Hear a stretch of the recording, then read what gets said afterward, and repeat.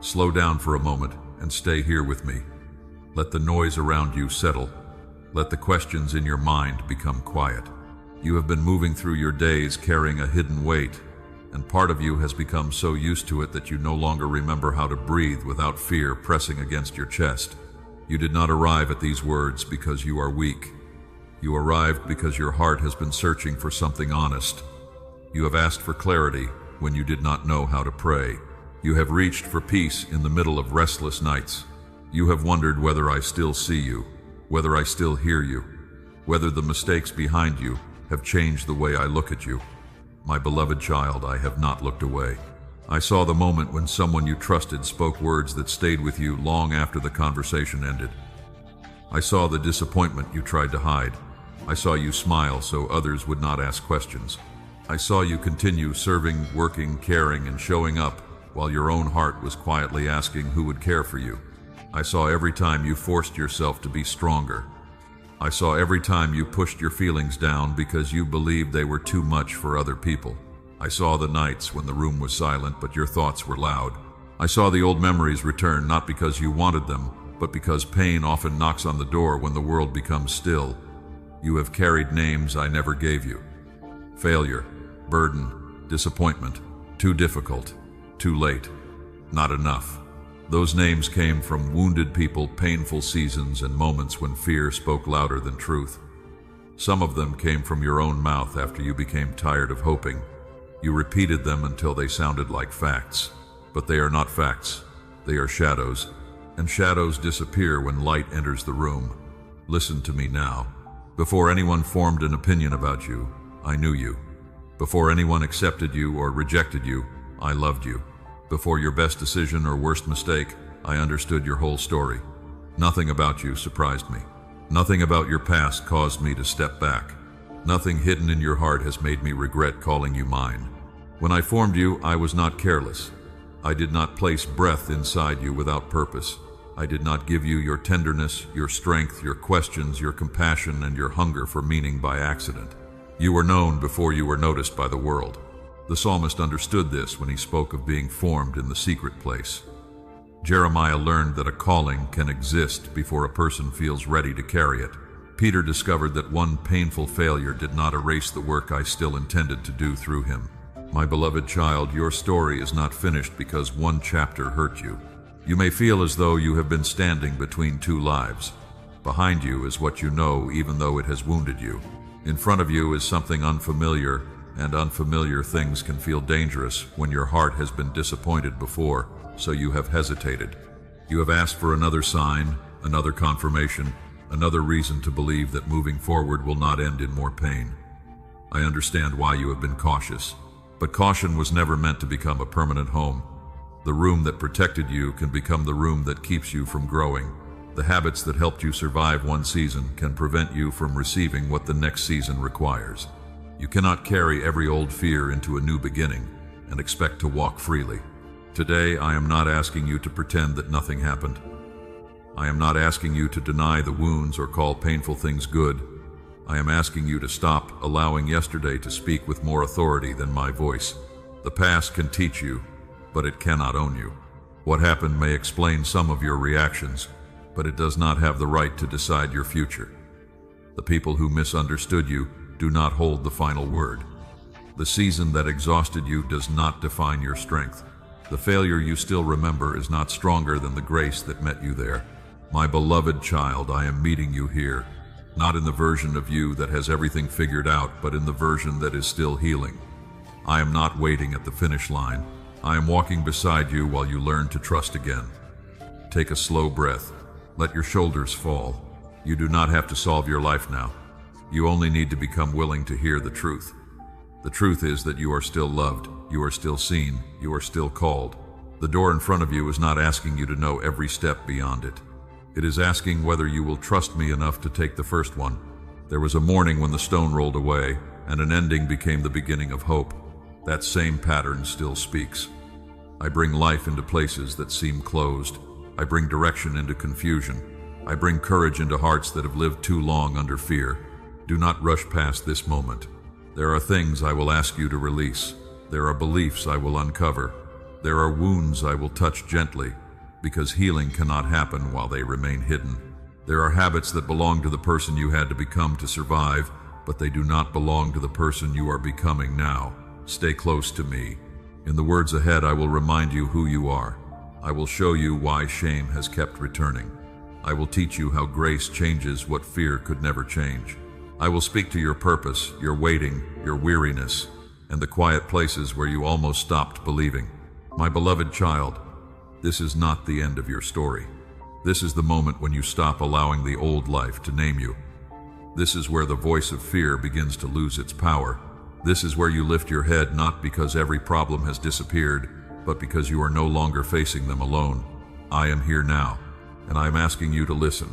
My beloved child, you heard me ask you to listen, and now I want you to listen beneath the noise, beneath the fear, beneath every name that pain has tried to place upon you. Before you can step fully into a new beginning, you must remember who you were before disappointment taught you to doubt yourself. You have spent years learning how other people see you. You noticed who welcomed you and who ignored you. You remembered the compliments, but you remembered the criticism more. You watched faces change when you entered a room. You measured your worth by who stayed, who left, who called, who forgot, who praised, and who remained silent. My beloved child, none of those people were present when I first imagined you. Before the world formed an opinion, I already knew your name. Before anyone decided whether you were useful, attractive, successful, difficult, gifted, or worthy of attention, I had already placed value upon you. Your worth did not begin when someone recognized it, and it did not disappear when someone failed to see it. I formed you with deliberate care. I gave you a mind that notices what others overlook. I gave you a heart that feels deeply, even when deep feeling has made life harder. I placed questions inside you, because you were never meant to live without seeking truth. I gave you compassion because someone would one day need the kindness that grew from your own pain. Even the parts of you that you have judged too quickly carry meaning. Your sensitivity is not always weakness. It may be the reason you recognize sorrow behind a nearby smile. Your caution is not always cowardice. It may be wisdom shaped through experience. Your longing for honesty is not too much. It may be evidence that your spirit was created for what is real, not for what is convenient. This does not mean every habit should remain unchanged. Some patterns must be healed. Some reactions must be surrendered. Some beliefs must be corrected. But transformation does not begin with hatred toward yourself. It begins when you see yourself through my eyes and finally understand what I am restoring. Think of the potter who sees the finished vessel while the clay still looks unfinished. The clay may feel pressure from every side. It may not understand why it is being turned, pressed, lifted, and shaped. Yet the hands of the potter are not confused. They know what the vessel is becoming. My beloved child, you have judged yourself while you were still being formed. You called yourself lost during a season when I was teaching you direction. You called yourself forgotten when I was protecting roots that had not yet broken through the soil. You called yourself weak while quiet endurance was growing inside you. You called yourself late because your life did not follow a borrowed timeline. But I do not measure your life by comparison. David was still tending sheep when others looked more qualified. Gideon was hiding when I called strength out of him. Ruth was gathering what others left behind when a new future began opening before her. None of them looked impressive in the moment before change. Yet I saw identity before circumstance revealed it. You have confused being unfinished with being unworthy. They are not the same. A house under construction is not worthless because the walls are incomplete. A field is not empty because the seed has not appeared above the ground. A song is not meaningless because only the first notes have been played. You are still becoming, and becoming is not evidence of failure. My beloved child, there are parts of your identity that have been buried beneath survival. You became quiet because speaking once cost you something. You became independent because depending on someone once ended in disappointment. You learned to hide your needs because you feared they would become a burden. You learned to expect little so that disappointment would hurt less. I understand how those defenses formed. I do not shame you for them. They helped you cross a difficult season, but a shield carried too long becomes heavy, and protection can become isolation when fear decides it must never be lowered. I am not asking you to become careless. I am teaching you to become whole. Wholeness means your past can inform you without controlling you. It means wisdom can guide you without fear locking every door. It means you can remember what happened without allowing it to define what is possible. It means you can honor the person who survived while allowing that person to grow. You were not created only to survive. You were created to love with discernment, to serve without disappearing, to speak truth without becoming cruel, to rest without feeling guilty, to create, build, encourage, forgive, learn, and carry light into places where people have forgotten what hope feels like. There is no accident in the combination I placed within you. My beloved child, stop asking why you are not more like someone else. Ask instead what I am inviting you to become. You do not need their voice. You need the courage to use yours. You do not need their path. You need faithfulness on the ground beneath your own feet. You do not need their approval to begin living as the person I already know you can become. Some people will misunderstand the change in you. They were comfortable with the version of you that doubted, apologized, remained silent, and accepted less than what was healthy. When you begin walking with clarity, they may call it pride. When you establish boundaries, they may call it rejection. When you stop begging to be chosen, they may say you have changed. They will be right about one thing: you are changing. Remember how I met Moses while he was convinced his voice was inadequate. I did not deny his weakness, but I also did not allow his weakness to cancel his assignment. I reminded him that the one who made the mouth would remain with him. I am not asking you to believe that you have no limitations. I am asking you to believe that your limitations are not greater than my presence. My beloved child, you are more than the worst moment you remember. You are more than the opinion that wounded you.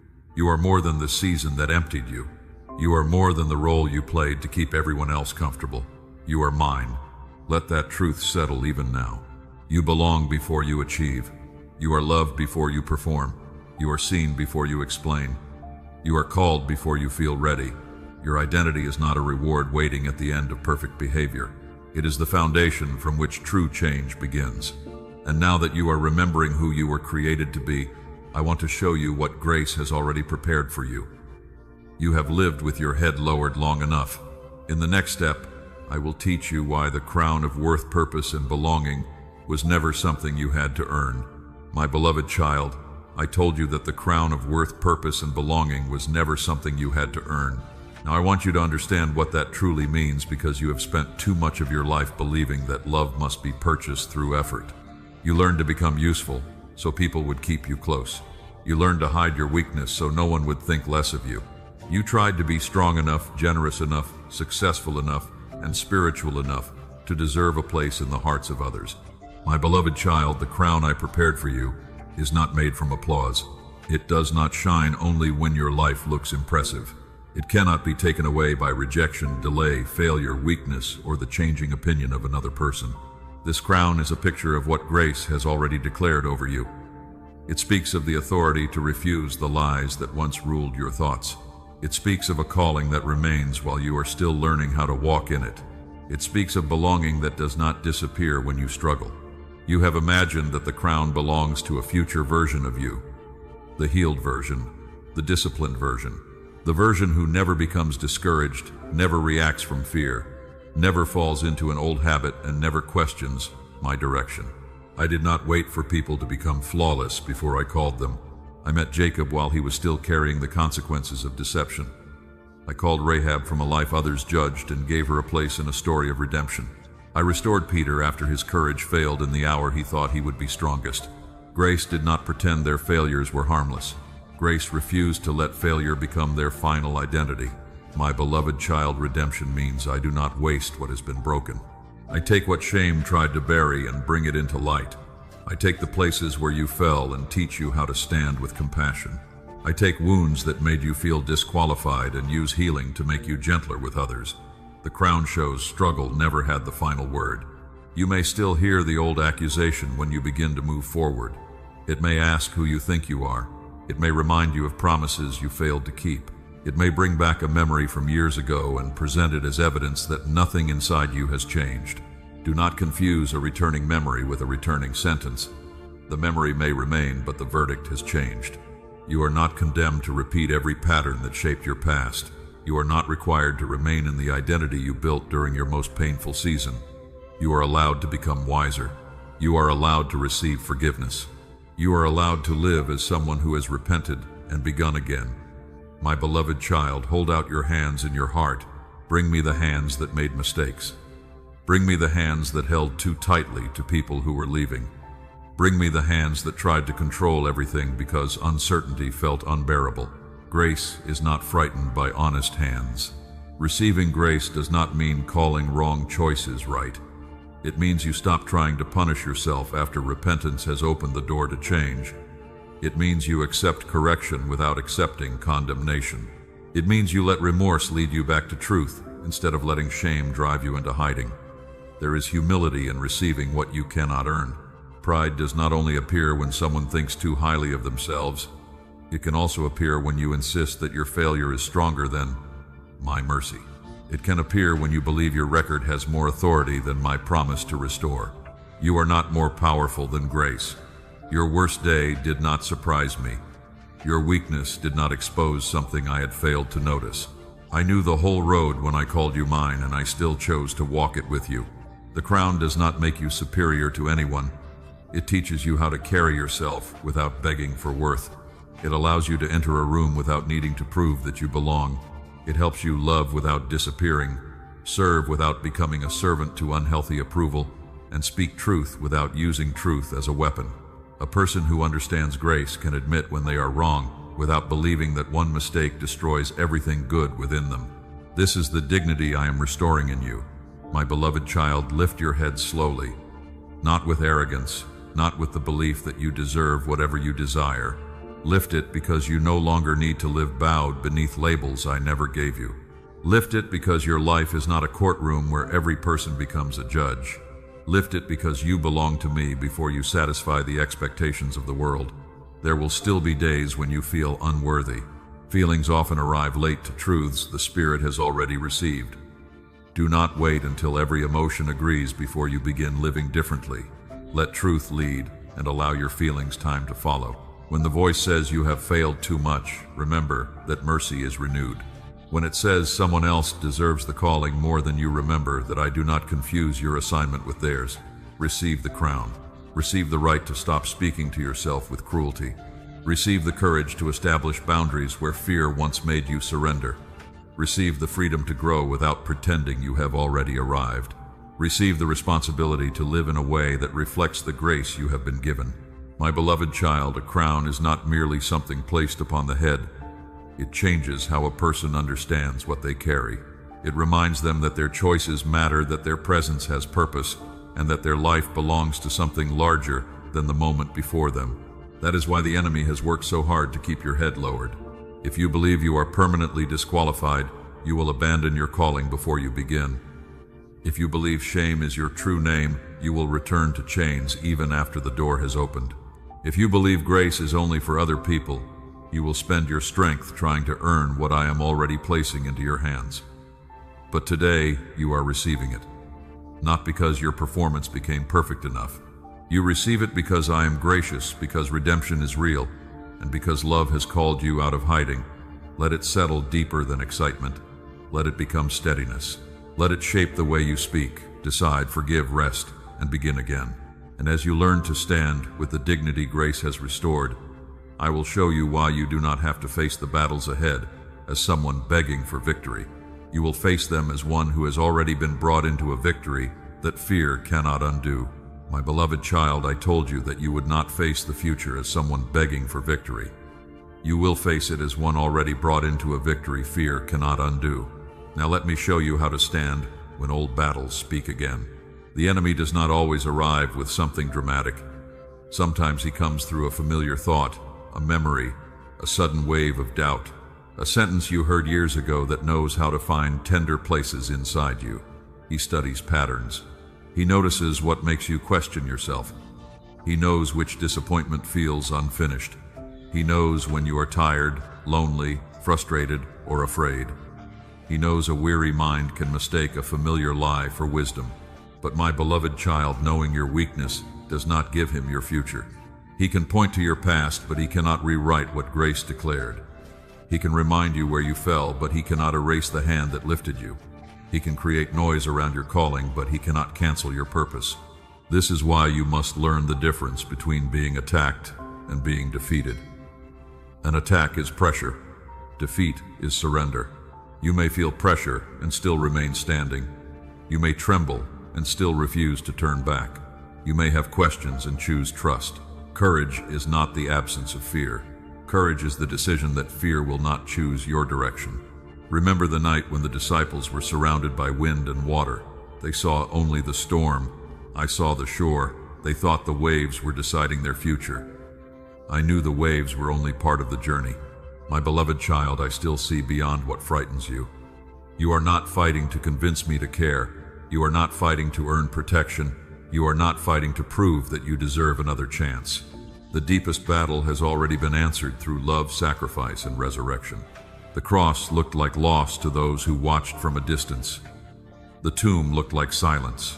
The waiting looked like the end.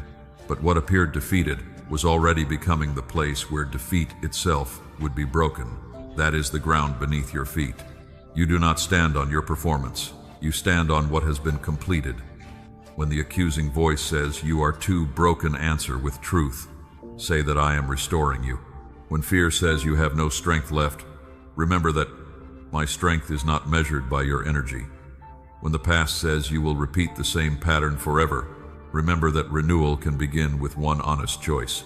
When delay tells you nothing is happening, remember that roots grow before branches appear. Do not argue with every dark thought for hours. Some lies do not deserve a long conversation. Recognize them, name them, replace them, then return your attention to what is true. You have spent enough time defending yourself against accusations I have not made.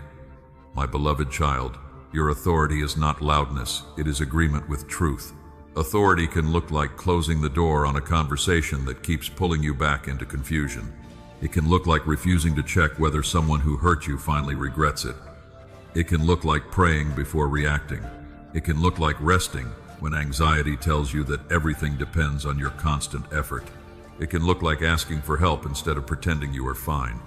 These choices may seem small, but small acts of truth weaken old strongholds.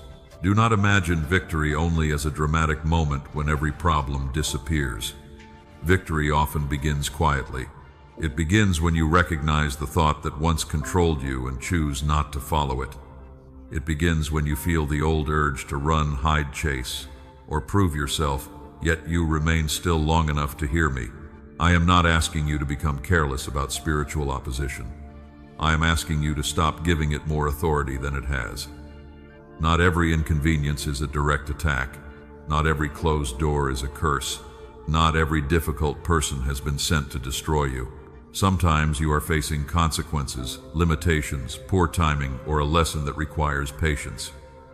Discernment protects you from fear. Bring every situation into prayer. Compare what you believe with Scripture. Seek wise counsel when you are uncertain. Pay attention to patterns, facts, responsibility, and peace. Faith does not require you to abandon wisdom. Faith teaches you to use wisdom without becoming ruled by panic. My beloved child, the enemy wants two things from you. He wants you afraid of him, or he wants you unaware of the ways lies shape your choices. I want neither. I want you awake, calm, grounded, and close to me. You do not need to shout to prove that you are strong. You do not need to perform confidence while your heart is exhausted. Stand quietly in what you know. Let your life become the answer. The shepherd boy David did not defeat Goliath by pretending the giant was small. He saw the danger clearly, but he also saw that the danger was not greater than the God who had kept him before. That is how I am teaching you to see. Acknowledge the battle, but do not worship it. Acknowledge the fear, but do not follow it. Acknowledge your weakness, but do not call it the end of your story. You have been rescued from the belief that you must carry every battle alone. I am not standing at a distance watching to see whether you will survive. I am with you in the middle of it. My presence does not always remove the battlefield immediately. Sometimes it changes the person standing there. It steadies your breathing. It clears your thinking. It reminds you that a loud threat is only a threat. It gives you the patience to wait before responding. It gives you the humility to admit where you were wrong. It gives you the strength to walk away from what keeps feeding confusion. My beloved child, this is what it means to stand in victory. It means the battle no longer tells you who you are. The outcome no longer rests entirely on your ability. Fear may speak, but it does not sit on the throne. You have another choice. You can return to truth. You can remember who holds you. You can take the next faithful step, and when you fall, you can rise without turning one mistake into a permanent identity. That final truth matters because the enemy often cannot stop grace from reaching you, so he tries to make you ashamed of needing it. He turns a mistake into a name. He turns conviction into condemnation. He tells you that one failure reveals what you truly are, but that voice is not mine. In the next step, I will help you recognize the difference between guilt that leads you home and shame that tells you to hide. You have learned to stand in victory. Now you must stop agreeing with the shame that keeps calling you back into chains. My beloved child, I told you that conviction can lead you home while shame tries to make you hide. Now I want you to see the difference clearly, because you have carried accusations that were never meant to become your identity. Guilt says I did something wrong. Shame says I am what is wrong. Guilt points to a choice and invites honesty. Shame points at your whole being and tells you there is nothing worth restoring. Guilt can open the door to repentance. Shame closes the curtains, locks the room, and whispers that you should stay hidden because anyone who truly sees you will leave. My beloved child, shame has survived by remaining unnamed. It has spoken through the way you avoid certain memories. It has appeared when someone offered love and you wondered what they wanted from you. It has made you pull away from kindness because receiving it felt more dangerous than loneliness. You learned to expect rejection before it arrived. You apologized for needs that were not wrong. You became uncomfortable when someone treated you gently because harshness had become familiar. Shame told you that your wounds made you difficult to love, but I have never been afraid of your wounds. When a shepherd finds an injured lamb, he does not stand at a distance and accuse it of being weak. He lifts it. He cleans the wound. He carries it until strength returns. In the same way, I do not approach your broken places with disgust. I come with truth, patience, and mercy. Remember the woman who was brought before Jesus while people stood ready to condemn her. Her wrong choices were real, but the crowd wanted to reduce her entire life to one moment. Jesus did not call darkness light. He also refused to let accusation become her permanent name. He gave her both mercy and direction. That is how I meet you. I do not excuse what harms you or others. I call you into honesty. I ask you to turn from what keeps destroying peace. But I will not humiliate you into becoming whole. Fear may force behavior for a season, but love transforms the heart. My beloved child, some of the shame you carry did not begin with your own choices. Someone may have treated you as though their cruelty proved something about you. Someone may have used your trust against you. Someone may have blamed you for what they refused to take responsibility for. You may have been taught that silence was safer than telling the truth. What happened to you matters. But what happened to you is not who you are. You can acknowledge the wound without accepting the label attached to it. You can say that something was wrong without concluding that you are ruined. You can grieve what was taken without believing that nothing beautiful can grow again. Shame wants every wound to become a prophecy. I want healing to become your testimony. Healing does not mean you forget. It means the memory no longer decides how you see yourself. It means you can remember without returning to the same prison. It means you can speak about the pain without giving it the authority to write your future. My beloved child, stop agreeing with the voice that only knows how to accuse. Agreement gives a lie room to remain. Every time the thought says you are disgusting, hopeless, unworthy, or impossible to love, pause. Do not repeat it as though it were wisdom. Ask whether that voice leads you toward truth, responsibility, and restoration, or whether it drives you deeper into hiding. My voice may correct you, but it will not crush you. My correction is specific. Shame is vague and total. My correction says this choice is hurting you, come back. Shame says everything about you is wrong, stay away. My correction leaves a path forward. Shame tells you there is no path. Learn to recognize the difference. You may need to confess something. Confess it honestly. You may need to apologize. Apologize without defending yourself. You may need to repair what can be repaired. Do it with humility. You may need to accept that someone will not offer forgiveness immediately. Respect their process. But after you have faced the truth, do not build a home inside endless self-punishment. Repentance turns you toward me. Shame keeps you staring at yourself. My beloved child, the door is open. You have sat inside the cell so long that freedom feels unfamiliar. The lock was broken, but you continued living by the old rules. You kept your voice low. You kept your expectations small. You punished yourself whenever hope began to rise. Step toward the doorway. You do not have to run. Take one honest step. Let yourself believe that forgiveness can be real even before the feelings arrive. Let yourself believe that growth is possible even after repeated failure. Let yourself believe that being remembered by grace is more powerful than being remembered by your mistake. Peter wept bitterly after denying Jesus. That failure exposed fear he had not understood in himself. Yet the story did not end beside that fire. Later, beside another fire, Jesus restored him with questions of love and a renewed responsibility to care for others. Failure became a place of truth, not the grave of his calling. My beloved child, I can meet you beside the memory you avoid. I can ask the questions shame never asks. What were you afraid of? What were you trying to protect? What did you need but not know how to ask for? What truth must you accept now? These questions do not remove responsibility. They uncover the roots, so change can go deeper than appearance. You have tried to change by becoming angry with yourself. You believed harshness would keep you from failing again. But cruelty toward yourself has not made you free. It has only made you tired, secretive, and afraid to begin. You do not heal by becoming your own accuser. You heal by bringing the truth into light and allowing grace to teach you a different way to live. My beloved child, release the need to keep paying for what has already been surrendered. You cannot purchase forgiveness through misery. You cannot prove repentance by refusing joy. You cannot honor me by hating someone I am restoring. Receive the truth. You are responsible, but you are not abandoned. You are unfinished, but you are not worthless. You have failed, but failure is not your name. You have been wounded, but the wound is not your identity. You are still mine. Let that truth enter the places where shame has lived quietly. Freedom will feel strange at first, but do not mistake unfamiliar peace for danger. Stay near me while your heart learns that mercy can be trusted again. And now, as you step out of agreement with shame, you must learn how to remain free. You cannot return to measuring love by performance or worth by perfection. In the next step, I will teach you how to rest in grace, instead of spending your life trying to earn what love has already given.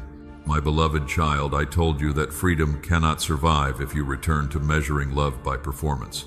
Now I want to show you how grace changes the way you stand, work, rest, repent, and begin again. You have lived as though every day were an examination. You believed one mistake could erase all progress. You believed one weak moment could prove that nothing inside you had changed. You watched yourself closely, not with patience, but with suspicion. Even when you did something good, you wondered whether it was enough. That is the exhaustion of performance. Performance asks, have I done enough to be loved? Grace says, you are loved, so now you can learn to live freely. Performance makes you hide weakness because weakness feels dangerous. Grace brings weakness into the light because healing needs honesty. Performance teaches you to compare your worst moments with someone else's polished appearance. Grace teaches you to remain close to me while I form your life one faithful choice at a time. My beloved child, the world often rewards what can be measured. It notices results, applause, appearance, speed, influence, and visible success. It can make you feel valuable when you produce and invisible when you need rest. You learned that language early. Perhaps attention came when you behaved well. Perhaps affection became warmer when you achieved something. Perhaps someone withdrew kindness whenever you disappointed them. Over time, your heart began to believe that belonging must be maintained through constant effort. But my love does not operate like a contract that must be renewed every morning. You do not wake up needing to convince me to keep you. You do not enter prayer as an employee reporting performance to a supervisor. You come as my child. Remember the younger son who returned home after wasting what he had been given. He prepared a speech because he expected to negotiate for a lower place. He hoped to become a servant because shame had convinced him that sonship was gone. But the father did not wait for a perfect explanation. He ran toward him. He covered his shame. He restored him to the household. My beloved child, this does not mean the son's choices did not matter. They brought hunger, loss, and sorrow. Grace did not call destruction harmless. Grace met repentance with restoration instead of permanent rejection. That is how I meet you. I am not asking you to ignore consequences. I am asking you to stop believing consequences are the same as abandonment. You may still need to rebuild trust. You may need to change habits. You may need to return what was taken. Speak the truth, seek counsel, or accept that healing will take time. Grace does not remove responsibility. It removes the lie that responsibility must be carried without love. You have tried to improve yourself through fear. You thought if you criticized yourself first, no one else could wound you as deeply. You believed harshness would keep you disciplined. You treated rest like laziness and gentleness like weakness. But fear can produce movement without producing wholeness. A frightened heart may obey for a while, yet remain unchanged beneath the surface. It may look strong while becoming more secretive. It may avoid one mistake only because it is terrified of punishment, not because it has learned to love what is good. Grace goes deeper.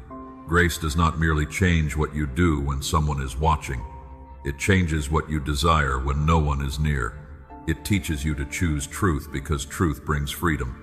It teaches you to release what harms you because you have discovered something better. My beloved child, you do not have to clean every room before inviting me inside. Open the door as you are. Let me enter the confusion. Let me sit beside the questions. Let me touch the places you have tried to hide behind religious language, productivity, helping others, and pretending that you are always fine. I already know what is there. Your honesty does not inform me. It frees you. When you say, I am angry, I am afraid, I am jealous, I am tired, I am tempted, or I do not understand, you are not pushing me away. You are bringing the real heart into relationship with me. That is where transformation begins. My beloved child, stop postponing my love until you become the person you think I prefer. I am loving you while I lead you. I am patient while you learn. I am present when progress feels slow. I am not surprised when an old struggle returns. I will teach you to respond differently each time until what once ruled you begins to lose its grip. Growth is often quieter than you expect. Sometimes growth means pausing before speaking. Sometimes it means leaving a conversation before anger becomes cruelty. Sometimes it means asking forgiveness sooner. Sometimes it means resting without explaining yourself. Sometimes it means noticing the old pattern and choosing one small act of truth instead. Do not despise these small changes. A river shapes stone through steady movement. A branch grows through seasons no one applauds. A wound closes slowly, layer by layer, before the skin looks whole again. You are not failing because healing takes time. My beloved child, grace gives you permission to be in process without becoming passive. Rest is not refusal to grow. Rest is trusting that your life does not depend entirely on your ability to force change. You still pray. You still practice discipline. You still make amends. You still choose wisdom. But you do these things from security, not from terror. You obey because you are loved, not so that love will begin. You serve because your heart is becoming generous, not because you need everyone to approve of you. You pursue holiness because closeness with me is precious, not because you are trying to purchase a place at my table. This is the difference grace makes. My beloved child, breathe slowly. Let your jaw soften. Let your hands become still. For this moment, you do not need to prove anything. You are not behind because you need rest. You are not forgotten because your growth is hidden. You are not less loved because you had a difficult day. Come back to me. Come back without a speech. Come back without pretending. Come back without promising that you will never struggle again. Simply return. Grace is not permission to remain unchanged. Grace is the safe ground from which lasting change can finally grow. As you begin to rest there, something inside you will become quieter. You will spend less energy proving your worth and more energy discovering why I placed you here. The strength once consumed by performance will become available for purpose. Purpose becomes clearer when the heart is no longer crowded by demand to prove that you deserve belonging. My beloved child, you were not created only to avoid failure. You were created to carry something meaningful. Now that grace is teaching you how to live without constantly earning love, I will show you the gifts, burdens, experiences, and desires that point toward your God-given purpose. My beloved child, I told you that the strength once consumed by performance would become available for purpose. Now I want to help you recognize what I have already placed within you, because purpose is not something you must invent. It is something you begin to notice when fear grows quiet. You have wondered whether your life carries a specific assignment. You have looked at people who seem confident, gifted, and certain. You have assumed that purpose must arrive as a dramatic revelation. But purpose often begins more quietly. It begins with what repeatedly moves your heart. It appears in the problems you cannot easily ignore. It is reflected in the kind of pain you understand without needing a long explanation. It grows through the gifts that feel natural to you, but meaningful to others. My beloved child, pay attention to what awakens compassion inside you. Perhaps you know how to make people feel safe because you remember what it was like to feel unseen. Perhaps you can recognize loneliness behind ordinary conversation. Perhaps you carry patience for those who are learning slowly because you know the shame of being rushed. Perhaps your purpose is connected to teaching, building, listening, creating, protecting, encouraging, organizing, healing, serving, or speaking truth where silence has allowed confusion to remain. Do not dismiss what comes naturally. A gift can feel ordinary to the person carrying it. You may assume everyone sees what you see, notices what you notice, or understands what you understand. They do not. What feels simple in your hands may become an answer in someone else's life. Remember how a young boy brought a small meal when a crowd was hungry. He did not possess enough to solve the need by himself. He simply offered what was already in his hands. What looked insufficient became useful when surrendered. My beloved child, purpose does not begin with having everything. It begins with offering something. You may not have the platform you imagine. You may not have the money, education, experience, confidence, or support you think you need. Those things may come in time. But do not use what is missing as an excuse to bury what is present. Start with the person in front of you. Start with the room you are already in. Start with the skill you can practice today. Start with one act of obedience. Purpose becomes clearer through movement. You can stand beside a road for years asking where it leads, but some understanding only comes after you begin walking. I often guide one step at a time because the full map would tempt you to trust the map more than me. My beloved child, do not wait for complete certainty. Faithfulness is not the same as certainty. You can pray, seek wisdom, examine your motives, and take a responsible step while still carrying questions. A humble beginning is not evidence that you misunderstood. Many callings begin in places that look smaller than the future they prepare. Moses learned leadership among sheep before he stood before a nation. Esther learned courage inside a place she did not choose. Nehemiah carried concern for a broken city while serving in an ordinary role. Their assignments became visible through burdens they could no longer ignore. What burden keeps returning to you? What injustice disturbs your peace? What kind of person do you naturally want to help? What work leaves you tired but alive? What truth has been formed in you through hardship that could strengthen someone else? These questions are not a formula. They are windows. Look through them. My beloved child, purpose is not always a career. It is not always public. It is not measured only by income, attention, or influence. A person may fulfill purpose in a home, a classroom, a workshop, a hospital, a quiet office, a church, a neighborhood, or a conversation no one else remembers. Do not confuse visibility with significance. Some of the most important work is hidden. A parent who creates safety for a child is shaping generations. A friend who listens without judgment may interrupt despair. A worker who chooses integrity when no one is watching is protecting trust. A person who prays faithfully may never see the full reach of those prayers. My beloved child, I do not measure purpose by the size of the audience. I measure faithfulness by love, truth, courage, and obedience. You have compared your assignment with the assignments of others. You have seen their progress and treated it as evidence that you are late. You have looked at their strengths and forgotten the cost-training failures and hidden years behind them. Comparison makes you abandon your own field to count someone else's harvest. Return to your field. Your soil requires your attention. Your seeds require patience. Your season will not become fruitful because you stare at another person's garden. I gave you a combination of experiences, abilities, limitations, relationships, questions, and desires that belongs to your journey. Even the places where you needed healing can teach you how to carry your calling with humility. But hear me clearly. Pain alone does not qualify you to guide others. Healing, wisdom, accountability, and maturity matter. Do not rush to turn every wound into a message before you have allowed truth to reach its roots. Purpose is not an escape from healing. Sometimes preparation is part of the purpose. I may ask you to learn before you lead, to listen before you speak, to serve before you are noticed, and to become dependable before greater responsibility is placed in your hands. Do not despise preparation. The hidden season is not wasted. My beloved child, you are not being punished when I teach you patience, skill, discipline, boundaries, or humility. I am strengthening the vessel so it can carry what you keep asking to receive. Purpose has weight. Influence has weight. Responsibility has weight.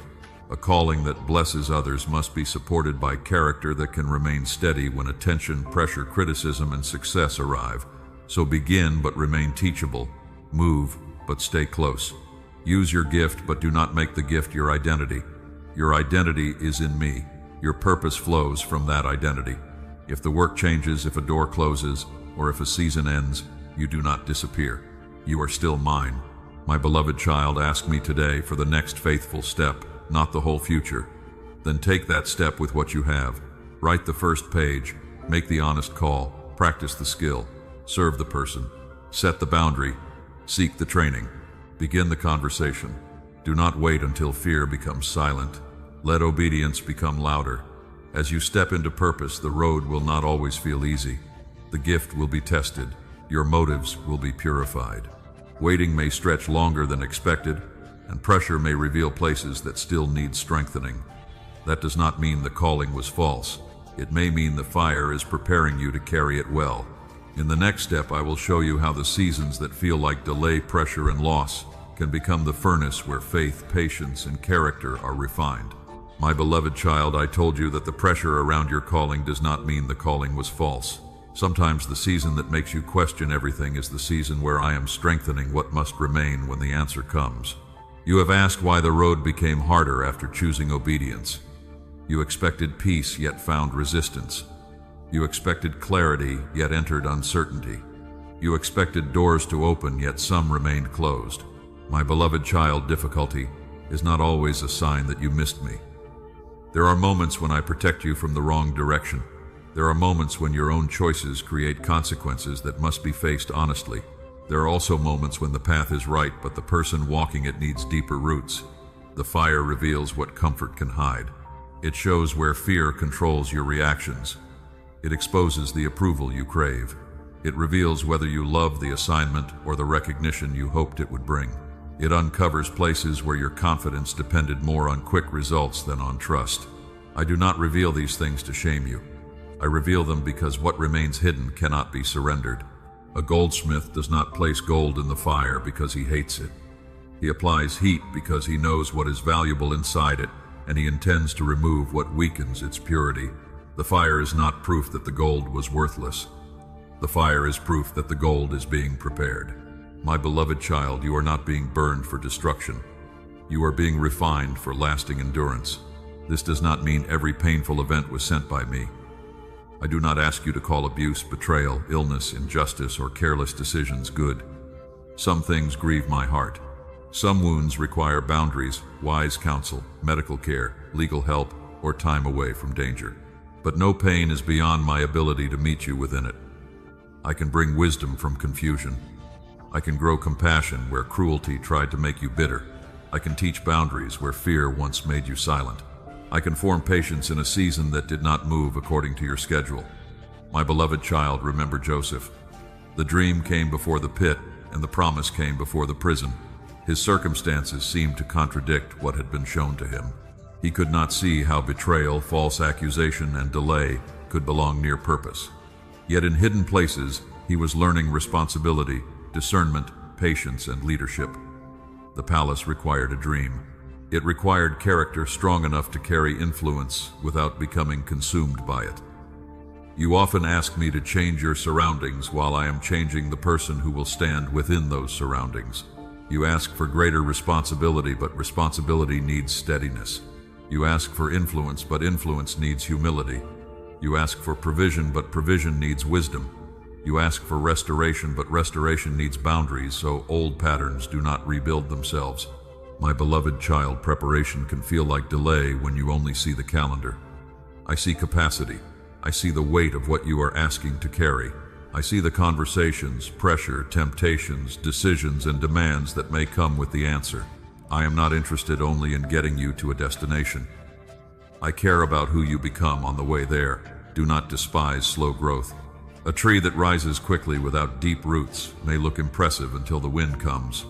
Roots grow in darkness. They spread where no one applauds. They strengthen before branches can carry fruit. Your hidden season may be doing the same work. You are learning to pray without relief. You are learning to obey without recognition. You are learning to remain honest when compromise would be easier. You are learning to wait without turning delay into a reason to abandon wisdom. My beloved child, waiting is not empty. It is a classroom. It teaches you what your heart reaches for when control disappears. It reveals whether you will chase substitutes when the answer takes longer. It shows whether disappointment will make you careless or whether you will remain close enough to hear correction. Israel learned this in the wilderness. The journey exposed hunger, fear, impatience, and the desire to return to what was familiar even when the familiar had been slavery. Freedom required more than leaving Egypt. It required Egypt to leave their thinking.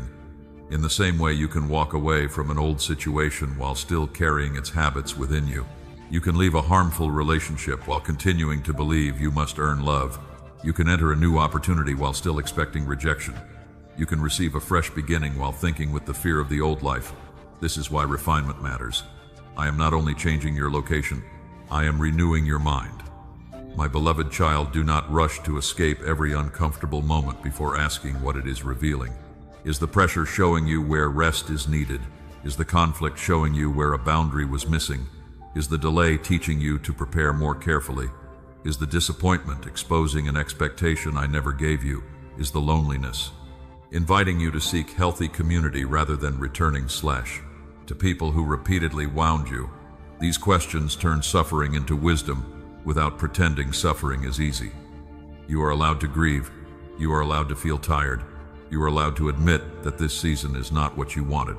Faith does not require dishonest language. Faith says, "This hurts, and I will still bring the hurt to you." Faith says, "I do not understand, but I will not abandon truth to find faster relief." Faith says, "I need help, and asking for help is not failure." My beloved child, the fire does not last forever, but you must not measure its end by impatience. Some lessons need repetition because your heart learned fear through repetition. Some healing takes time because trust is being rebuilt. Do not compare your process with someone else's visible breakthrough. You do not know what their season required. Stay present with me in your own. One day you may look back and see that the season you called wasted taught you how to carry peace. The delay you resented may have protected you from entering too soon. The closed door may have redirected you toward a place where your gifts could grow without destroying your soul. You may not understand every detail. You do not need to create a perfect explanation for every loss. You only need to remain open to what I can form within you. My beloved child, loosen your grip on the timeline. Release the belief that everything must happen according to your plan for my goodness to be real. Release the demand to understand every step before you take the next faithful one. Refinement becomes lighter when you stop fighting every part of the process. In the next step, I will teach you how surrender is not giving up on your life. It is placing what you cannot control into hands that can carry it without fear. My beloved child, I told you that surrender is not giving up on your life. It is placing what you cannot control into hands that can carry it without fear. Now let me show you what surrender looks like when your mind wants answers and your heart wants certainty. You have tried to hold every part of your life together. You have rehearsed conversations before they happened. You have imagined every possible outcome. You have watched for signs, studied silence, and tried to predict what people might do next. You called it preparation. Sometimes it was fear wearing the clothes of wisdom. My beloved child, control often begins as an attempt to feel safe. When life has surprised you with pain, you learn to stay alert. When someone broke a promise, you begin to expect disappointment. When a door closed without explanation, you start believing that peace depends on seeing every danger before it arrives. I understand why you learned this, but what protected you in one season can imprison you in another. You cannot receive peace while demanding complete control. Peace does not come from knowing every detail. It comes from knowing who remains with you when the details are unclear. Surrender begins with honesty. Tell me what you are afraid will happen. Tell me whose decision you are trying to influence. Tell me which answer you believe you cannot live without. Tell me what future you have already written in your mind and become afraid to release. My beloved child, I am not offended by your honesty. I already see the tension beneath your prayers. I know when you say you trust me while quietly arranging every possibility so nothing can surprise you. Bring me the real prayer. Say, I want this relationship to heal, but I cannot force another heart to change.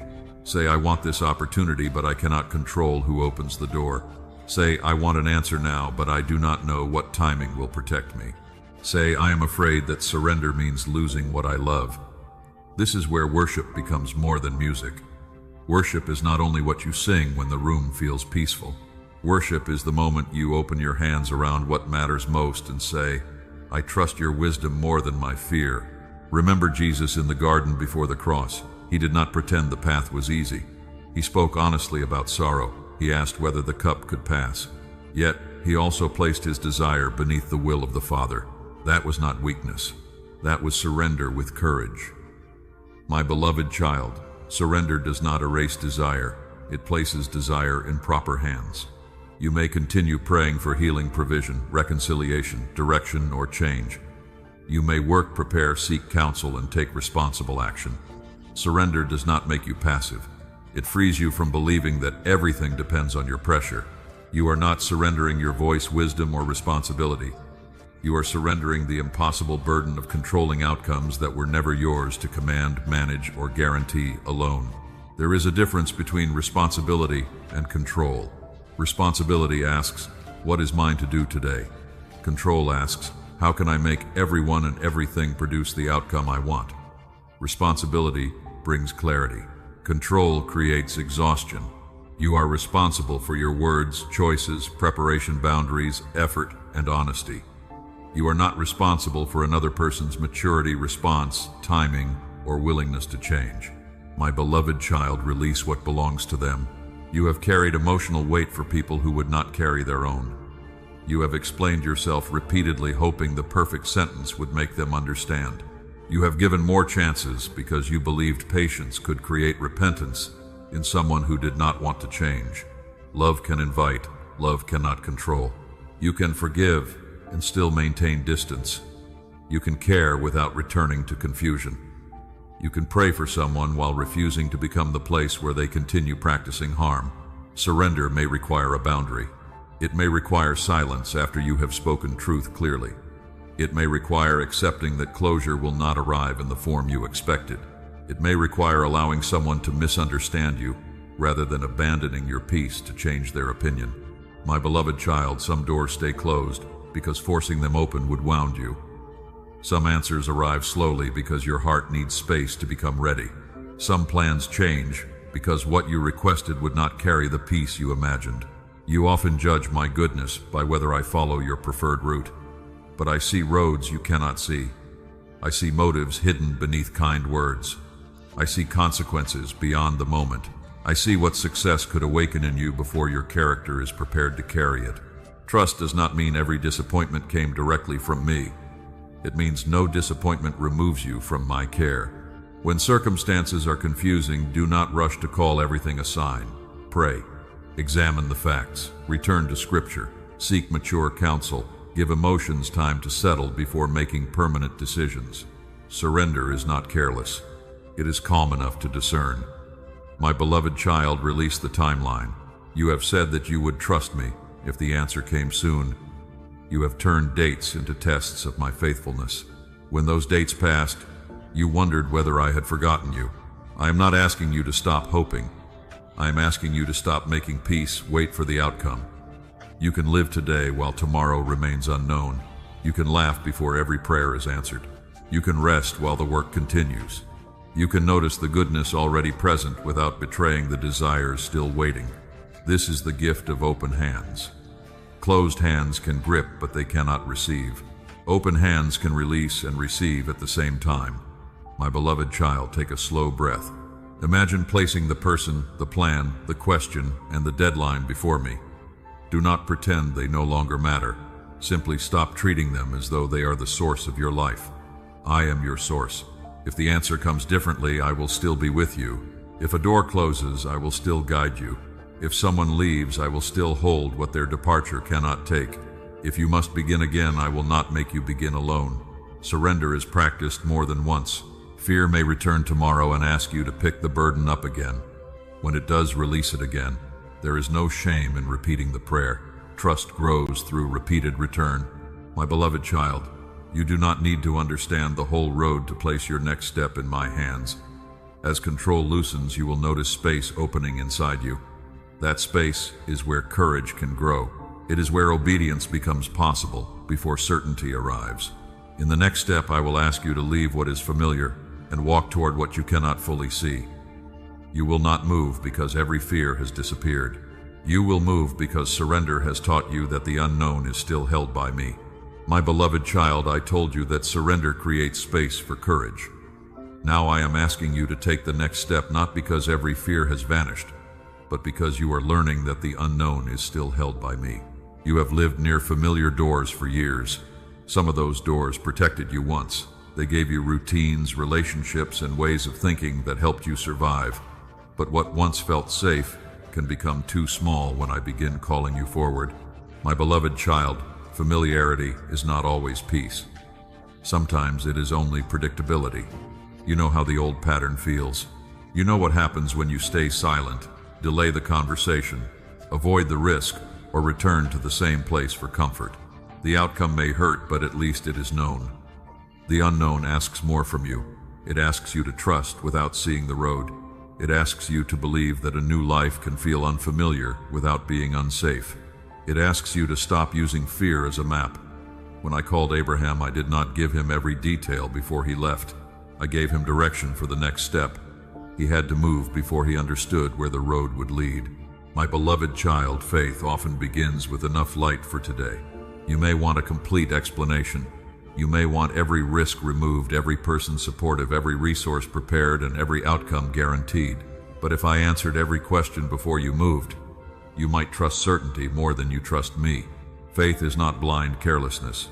Faith listens. Faith prepares. Faith seeks wisdom. Faith also recognizes the moment when more delay is no longer discernment. It has become fear, asking for one more excuse. What have you been postponing? What honest conversation keeps returning to your mind? What skill have you been afraid to practice because you might not be good at first? What boundary do you know is necessary? What opportunity have you dismissed because you do not feel qualified enough? My beloved child, you do not need to feel fearless before you begin. Peter did not step onto the water because the storm had stopped. He stepped while the wind was still present. His courage did not come from calm conditions. It came from recognizing my voice in the middle of unstable conditions. You may feel the wind. Take the step anyway. Not every step must be dramatic. Sometimes faith is sending the application. Sometimes it is making the appointment. Sometimes it is admitting that you need help. Sometimes it is leaving a place that has repeatedly harmed your peace. Sometimes it is staying long enough to finish what fear keeps telling you to abandon. Do not confuse movement with obedience. You can move quickly in the wrong direction because anxiety wants relief. You can also remain still when I am asking you to act because delay feels safer. Stay close enough to know the difference. My beloved child, ask yourself whether the step is honest, responsible, and consistent with truth. Ask whether it requires you to violate wisdom, ignore danger, or betray healthy boundaries. I do not call you into reckless harm. Faith and wisdom are companions. If a path requires secrecy, manipulation, dishonesty, or the destruction of your health, do not call it obedience. If someone pressures you to ignore warning signs in my name, step back and seek counsel. The life I am leading you toward will require courage, but it will not require you to abandon discernment. My beloved child, some of your hesitation comes from believing that mistakes will prove you never heard me. You want to avoid every wrong turn, but growth often includes correction. A child learning to walk does not become a failure because the first steps are unsteady. The fall becomes part of learning balance. I can redirect a willing heart. You are not required to predict everything perfectly. You are asked to remain humble, teachable, and ready to adjust when truth becomes clearer. Begin with what you know. Do the next right thing. Let the path unfold as you walk. Remember the priests who carried the ark toward the Jordan. The water did not separate while they stood far from the edge. Their feet entered before the way became visible. My beloved child, there are rivers that only open after obedience touches the water. This does not mean you create miracles through effort. It means some clarity comes after action. You learn your strength by using it. You discover your gift by practicing it. You recognize the right community by showing up with honesty. You understand the next season by becoming faithful in the present one. Stop waiting for perfect conditions. Perfect conditions are often fear's favorite promise because they never arrive. There will always be another question, another risk, another reason to delay. If you wait until no uncertainty remains, you may remain beside the door while your life keeps asking you to enter. My beloved child, put your hand on the handle. You do not need to run through every room at once. Open the door, look carefully. Take one step, breathe, then take another. I will meet you in the movement. You have thought readiness would feel like confidence. Sometimes readiness feels like trembling obedience. Sometimes your voice shakes while you tell the truth. Sometimes your hands feel weak while you release what cannot follow you. Sometimes tears come because the step forward also means grieving what you hoped the old life would become. Honor that grief. Leaving the familiar can hurt even when the familiar was unhealthy. You may miss people you cannot safely return to. You may miss the version of yourself who expected less and therefore felt less exposed. You may miss routines that numbed pain even though they also kept you disconnected. My beloved child, do not shame yourself for feeling both relief and sadness. New beginnings often carry both. You are not betraying the past by growing beyond it. You can appreciate what a season taught you without remaining there forever. You can bless what was good and release what became harmful. As you move forward, not everyone will understand. Some people may prefer the version of you that never challenged unhealthy patterns. They may call your growth selfish. They may interpret your boundary as punishment. They may use old mistakes to pull you back into the role you are leaving. Do not become cruel. Do not become defensive. Remain clear. You do not need everyone to approve before you obey what is wise and true. My beloved child, walking beyond the familiar will reveal places where human disappointment still controls your expectations. The new road may awaken memories of promises that were broken and trust that was mishandled. Do not turn back when those wounds speak. Bring them with you into my light. In the next step, I will meet you in the places where people hurt you most deeply.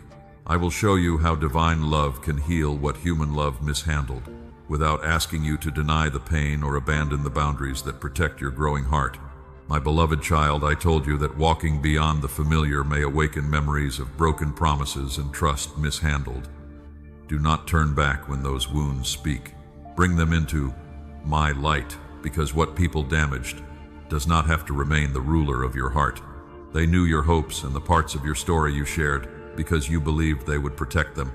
Yet they used your trust, carelessly withdrew when you needed them, or made promises their character could not keep. My beloved child, I saw every moment. I saw the conversation that changed the way you viewed yourself. I saw the silence after your honest question. I saw you waiting for an apology that never came.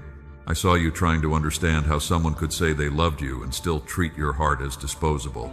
You do not have to call betrayal a lesson before you have grieved it. You do not have to pretend abandonment made you stronger when part of you still fears that everyone eventually leaves. Healing begins with truth. Say that it hurt. Say that it was wrong. Say that you needed care and received confusion. Say that the wound still affects the way you trust, speak, choose, and protect yourself. Honesty is not bitterness. Bitterness refuses to release the wound because it has become an identity. Honesty brings the wound into light so it can be treated. You can name what happened without building your future around it. Remember Hagar in the wilderness.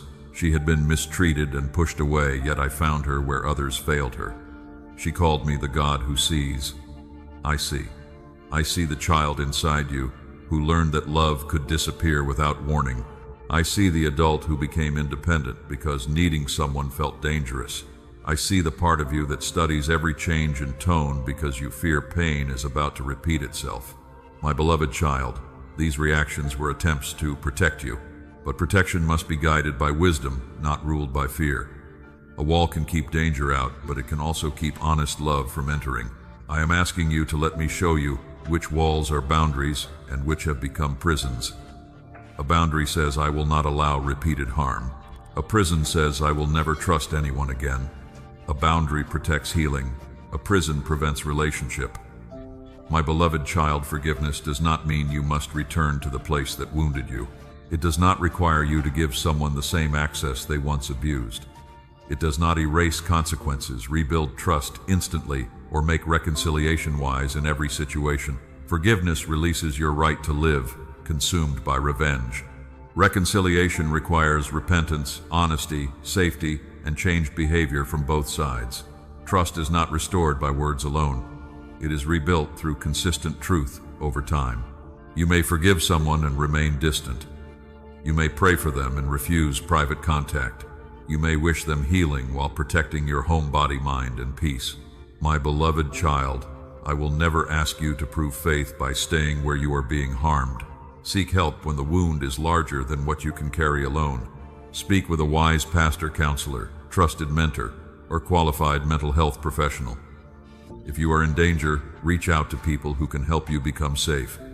Asking for support is not a lack of faith. It can be one way my care reaches you through human hands. Choose carefully who receives the tender parts of your story. Look for people who listen without rushing, correct without humiliating, and respect boundaries without making you feel guilty.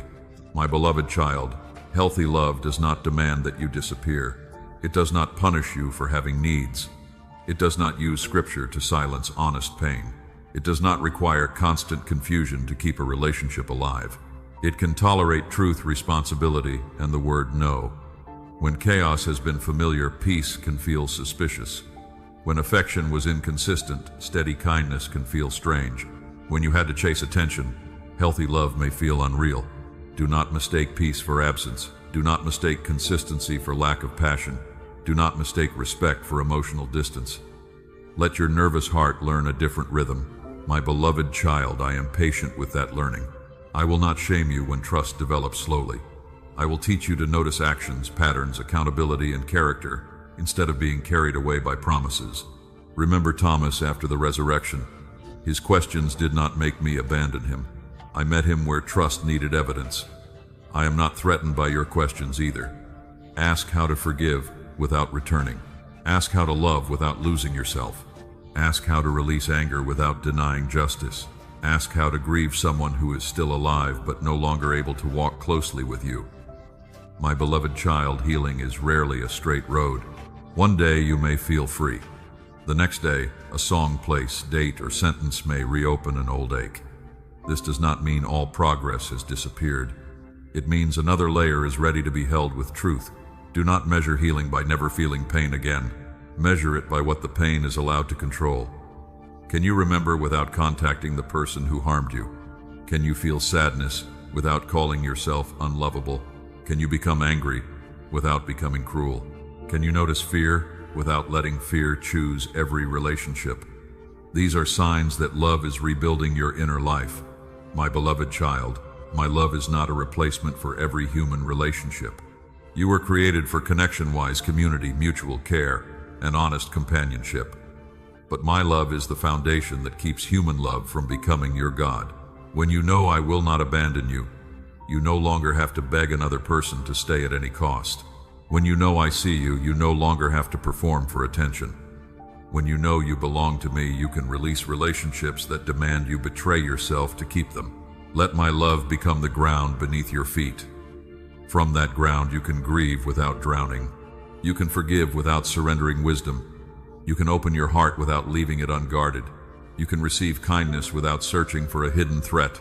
My beloved child, you are not ruined by what happened. The wound may remain part of your story, but it does not have to remain the author. I can write tenderness where fear once ruled. I can restore laughter where suspicion stole ease. I can teach you to receive love without abandoning discernment. And as my love brings safety back into your heart, something else will begin to return. not shallow happiness that depends on people behaving perfectly. A deeper joy, a steady joy that can live beside grief, uncertainty, and unfinished healing. In the next step, I will teach you how to choose that joy while trouble is still present and how your healed heart can become light for someone else.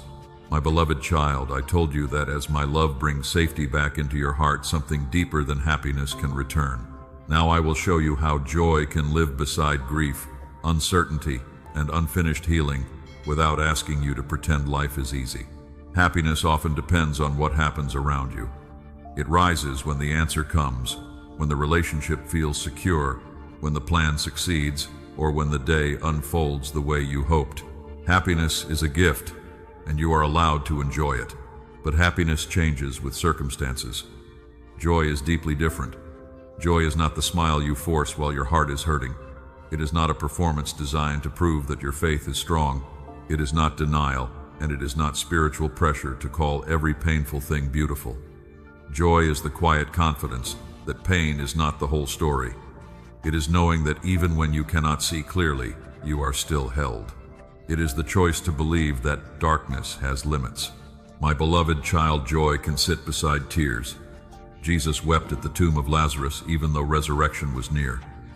He did not treat grief as a failure of faith. He entered the sorrow and still carried hope beyond what others could see. You can do the same.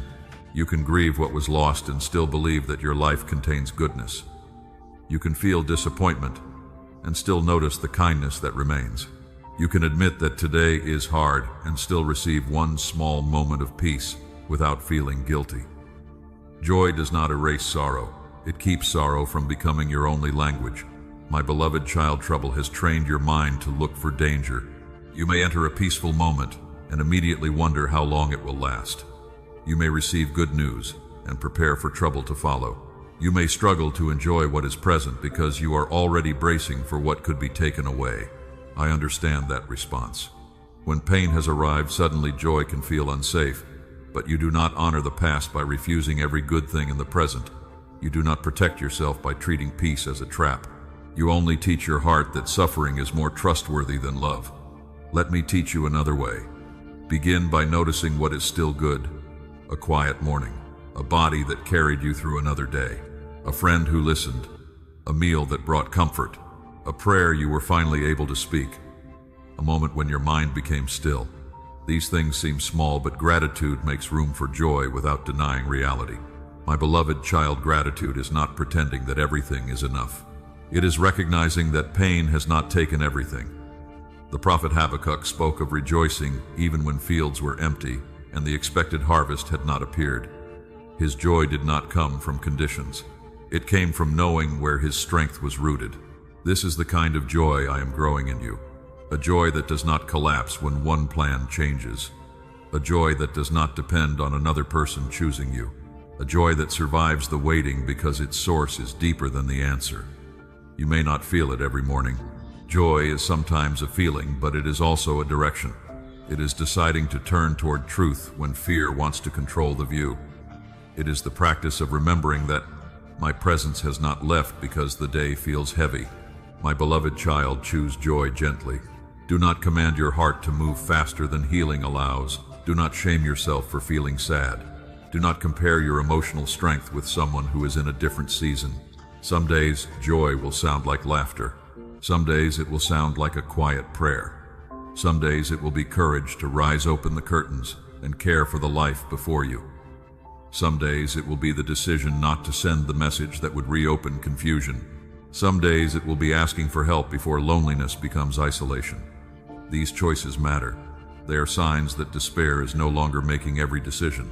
My beloved child, joy grows when you stop waiting for a perfect life before allowing yourself to live.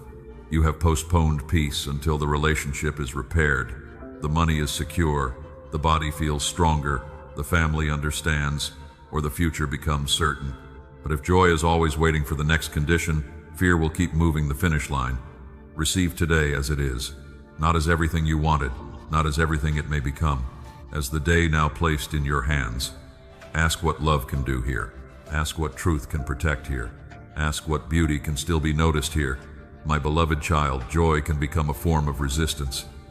When fear says nothing good remains, joy notices one reason to give thanks. When shame says you do not deserve peace, joy receives grace without argument. When comparison says everyone else is ahead, joy returns to your own path. When disappointment says the story is finished, joy leaves room for what I have not yet revealed. This kind of joy has weight. People around you may notice that you are not pretending to have an easy life, yet you are no longer controlled by bitterness. They may see that you can speak honestly about pain without losing tenderness. Your joy can become permission for someone else to hope again, not because you have every answer, because they see that faith can breathe inside an unfinished story. My beloved child, protect this joy. Not every voice deserves access to the fragile peace growing in you. Some conversations feed outrage, comparison, fear, and suspicion. Some habits keep your mind crowded with noise until you can no longer recognize what is life-giving. Choose carefully what you repeatedly watch, hear, rehearse, and discuss. What enters your attention shapes what becomes normal inside you. This is not about hiding from reality. It is about refusing to make darkness your daily diet. Fill your mind with what is true, honorable, wise, compassionate, and clean. Return to Scripture.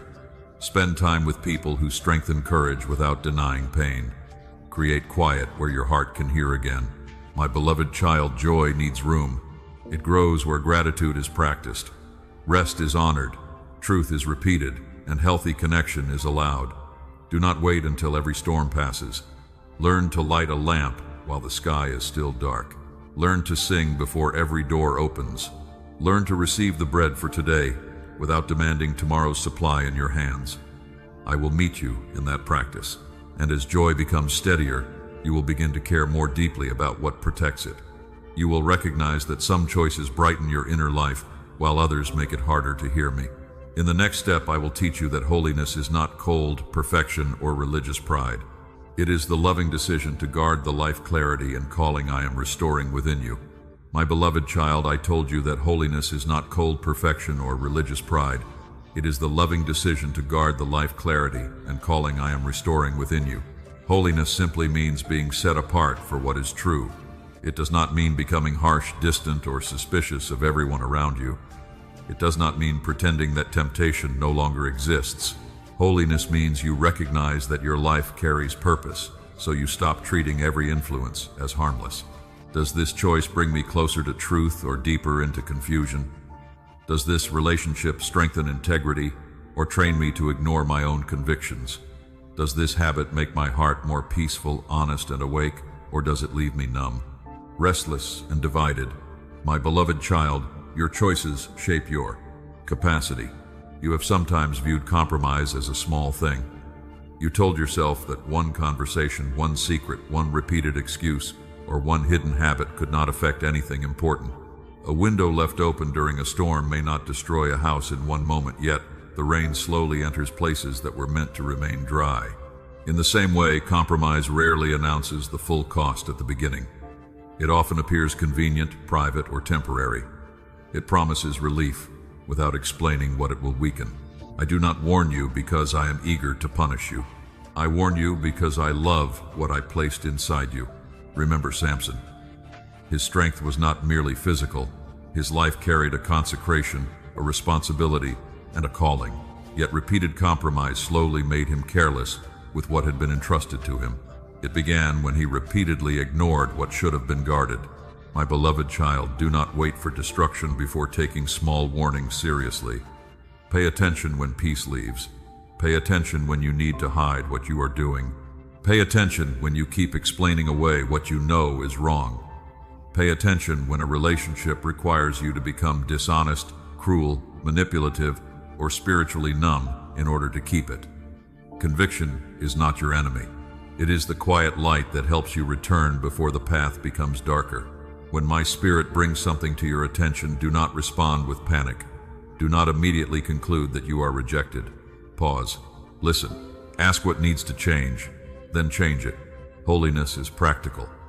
It may mean ending a conversation that feeds gossip. It may mean deleting access to something that repeatedly pulls your mind toward darkness.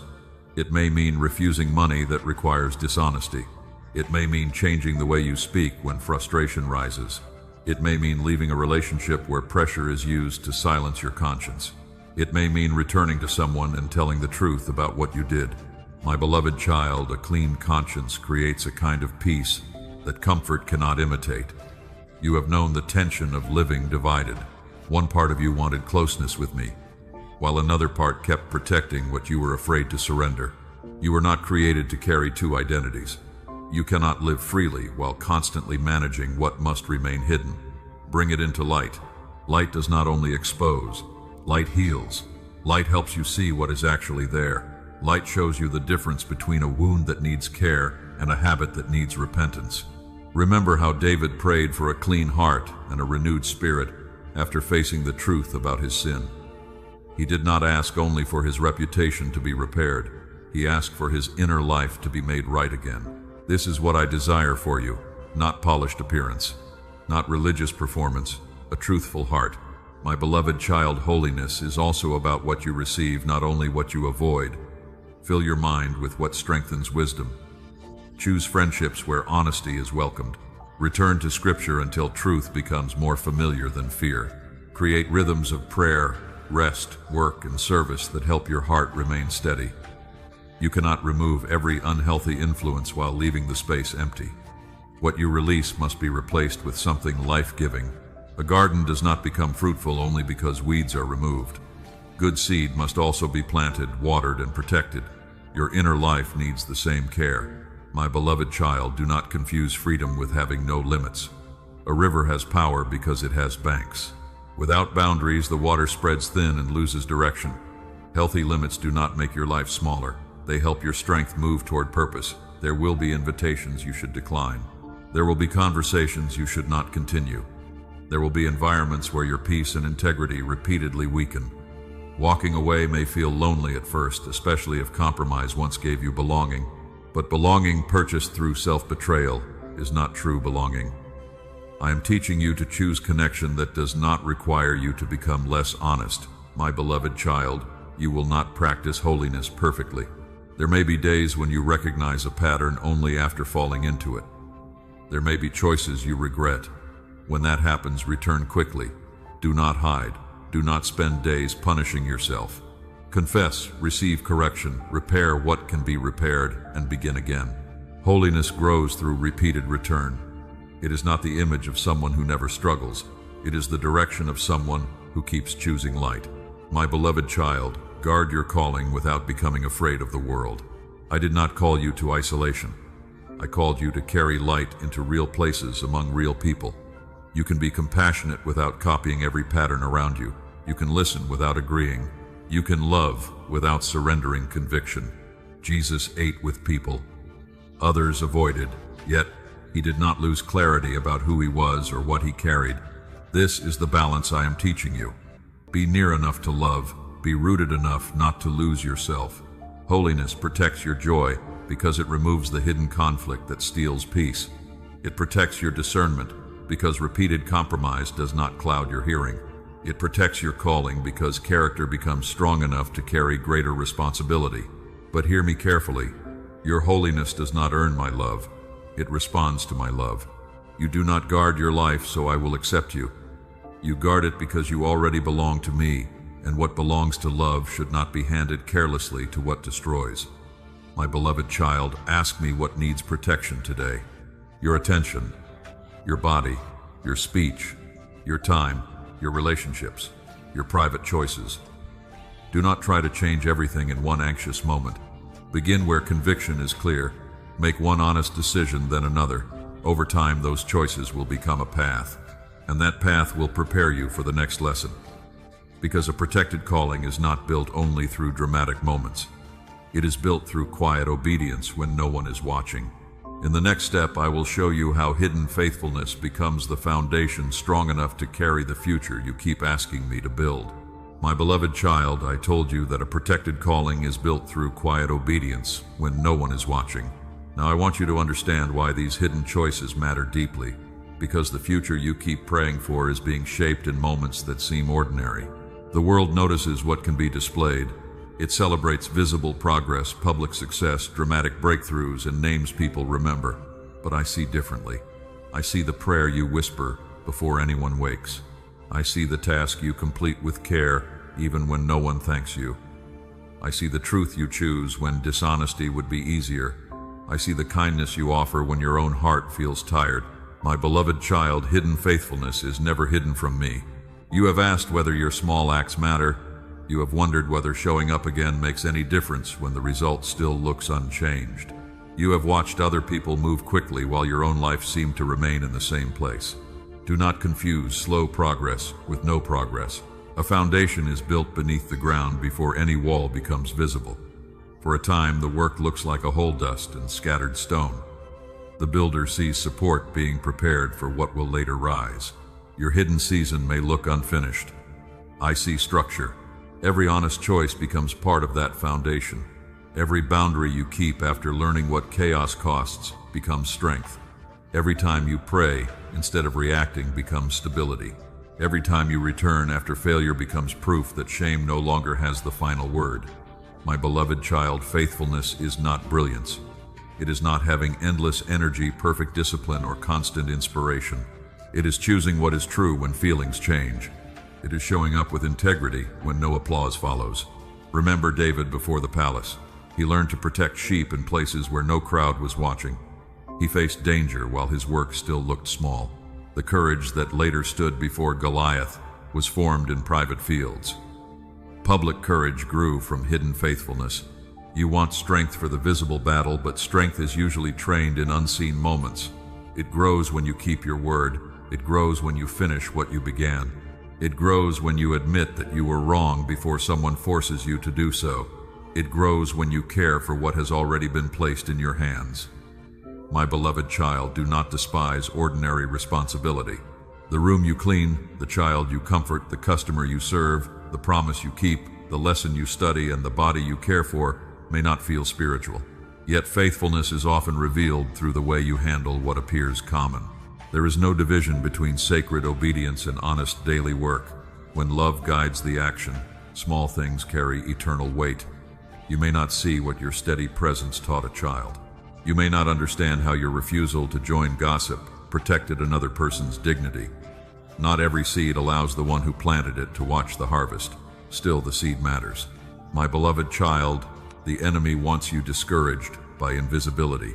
If he can convince you that unseen work is wasted, you may abandon the very habits preparing you for greater trust.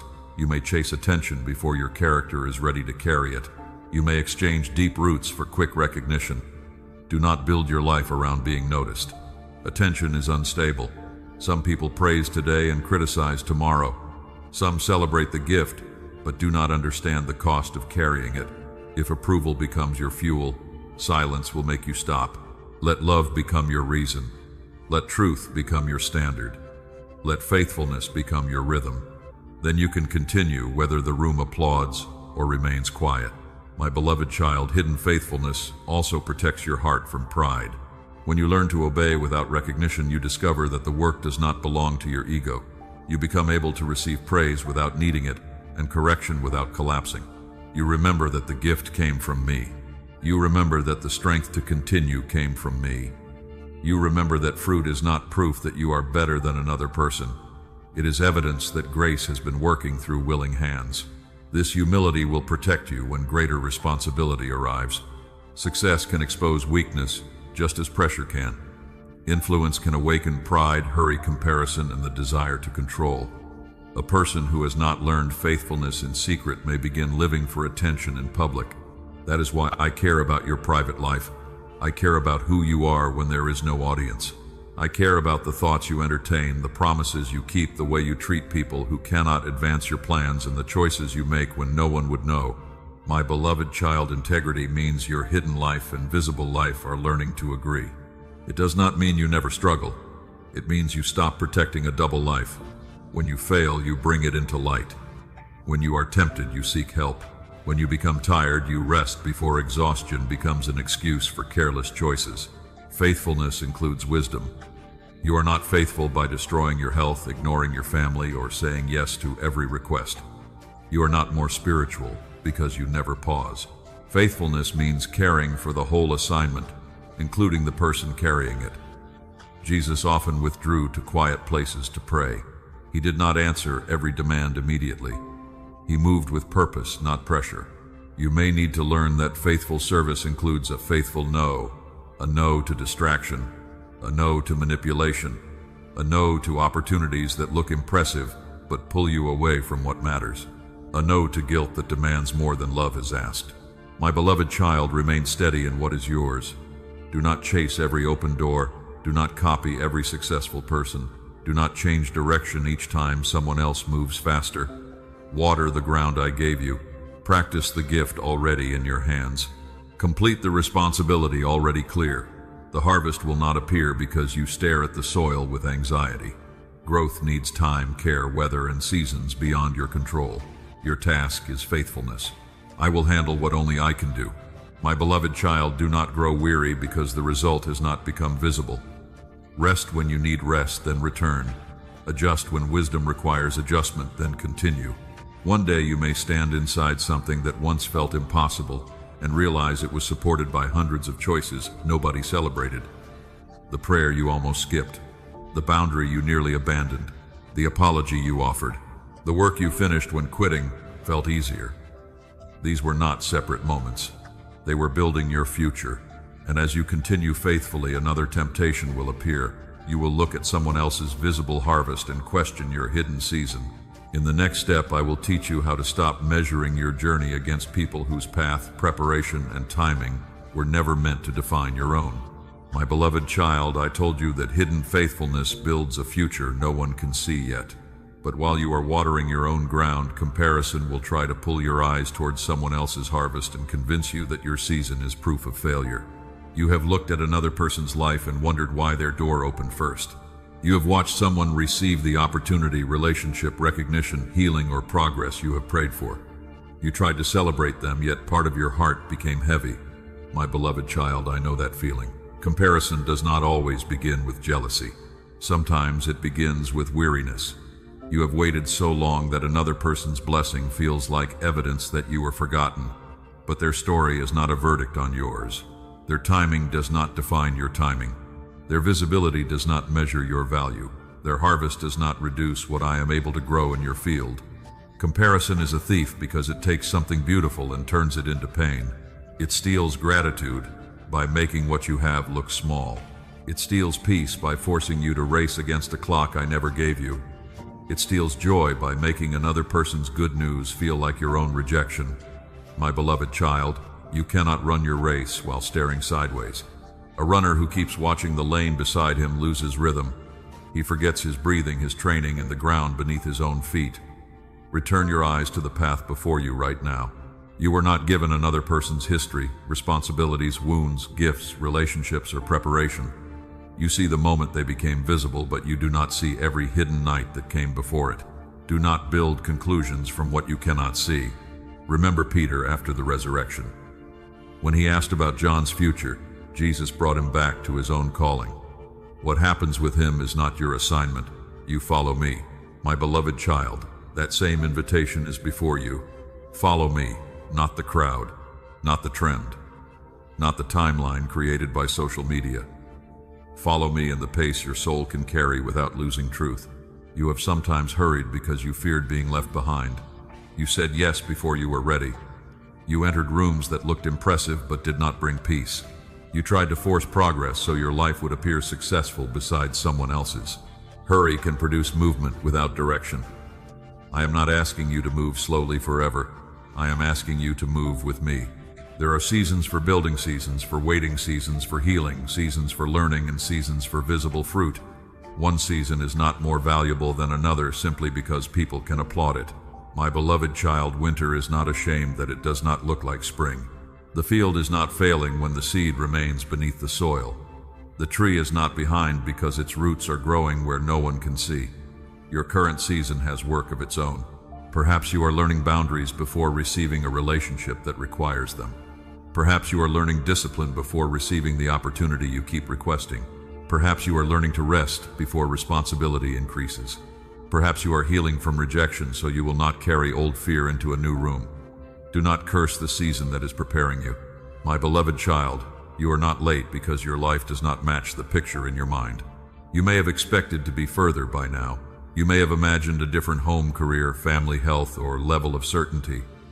It is honest to grieve what has not happened, but grief must not become a sentence. You are still living. You are still learning. You are still able to choose what is true today. The years behind you are not proof that the years ahead are empty. Comparison also makes you forget what has already changed. You look at the distance still remaining and ignore the ground you have crossed. You remember the prayers that seem unanswered and overlook the habits, courage, wisdom, and freedom that have already grown. My beloved child, pause and notice. You speak differently now. You recognize patterns sooner. You recover more quickly after disappointment.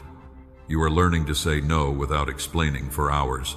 You are beginning to believe that peace is not something you must earn. These changes may not look dramatic, but they are real. Honor them. Gratitude does not mean you stop desiring more. It means desire no longer erases what is already present. You can celebrate another person without abandoning your own hope.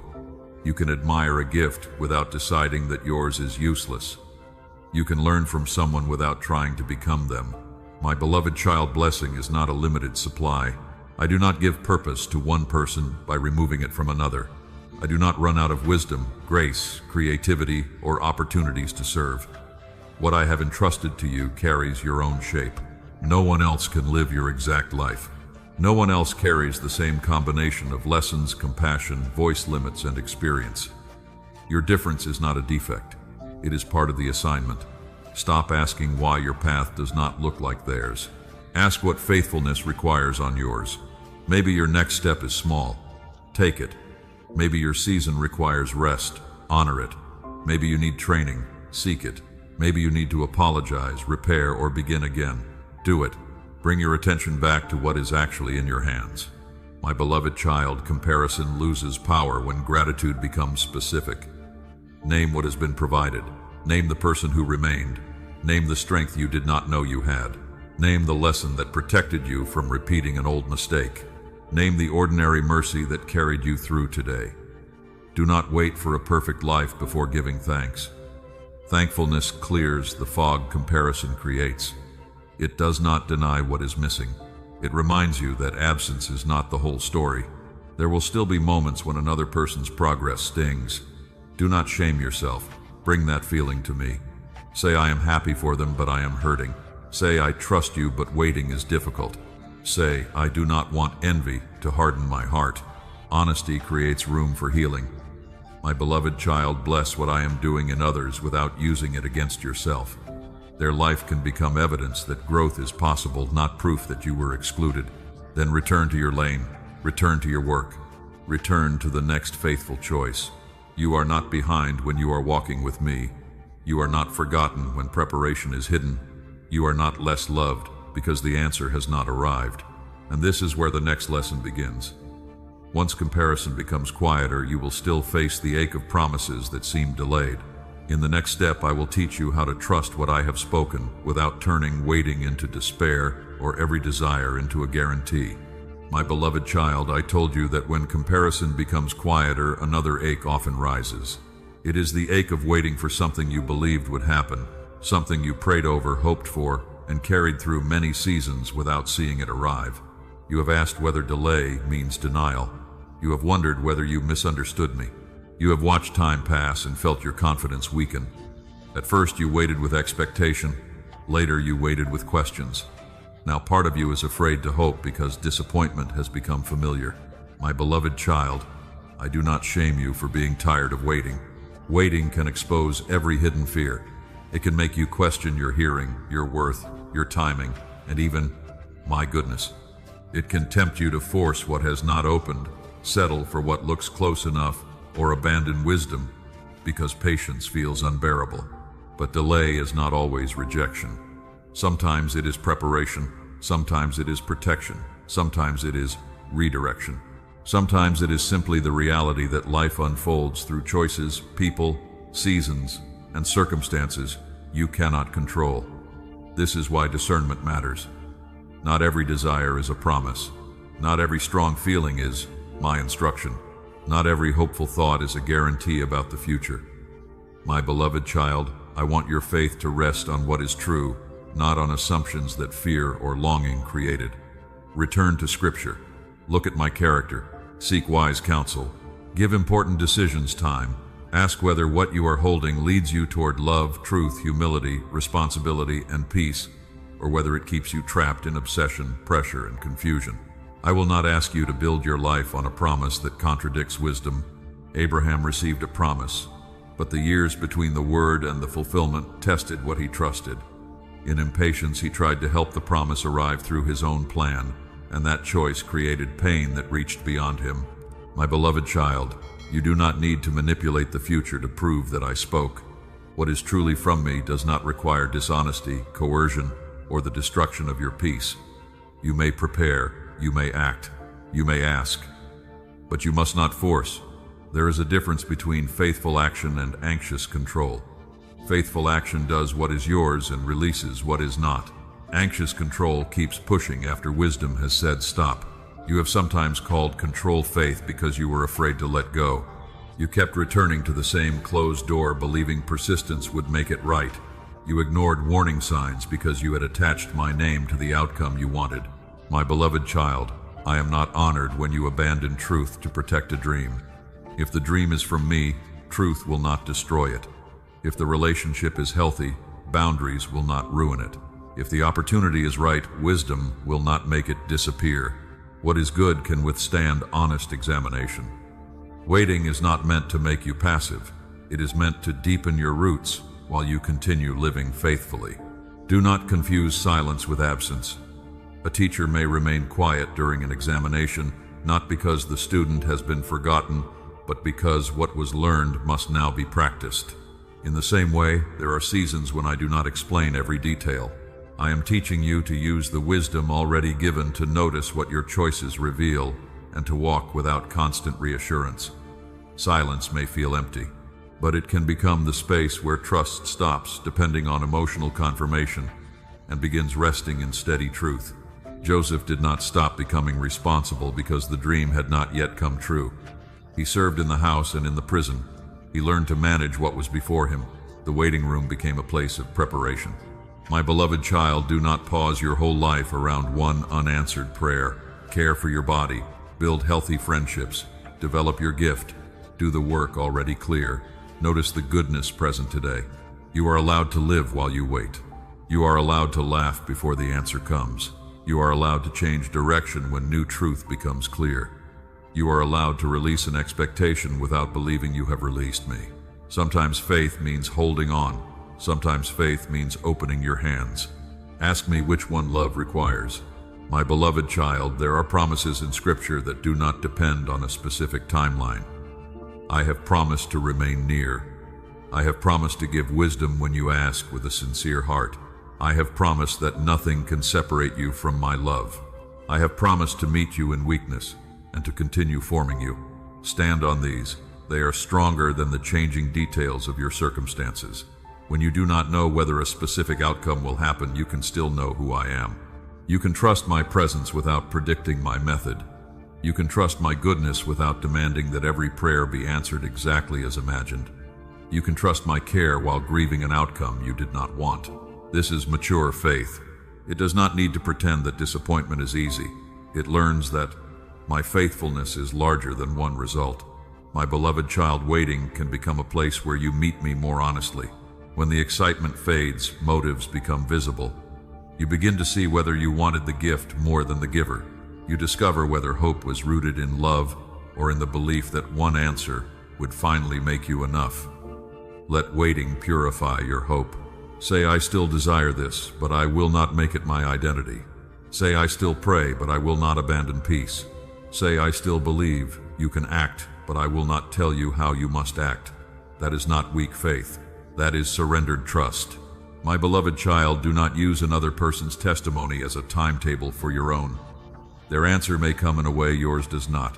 Their season may be shorter or longer. Their story may carry a different purpose. Celebrate what happened for them. Then return to me. I am not copying their story in your life. I am walking with you through yours. There may be days when waiting feels heavy again. When that happens, do not make permanent conclusions from a tired moment. Rest. Pray simply. Speak with someone wise. Return to what you know. The absence of visible movement does not mean nothing meaningful is happening. Roots remain hidden. Character remains hidden. Prayer often remains hidden. Love expressed in ordinary faithfulness remains hidden.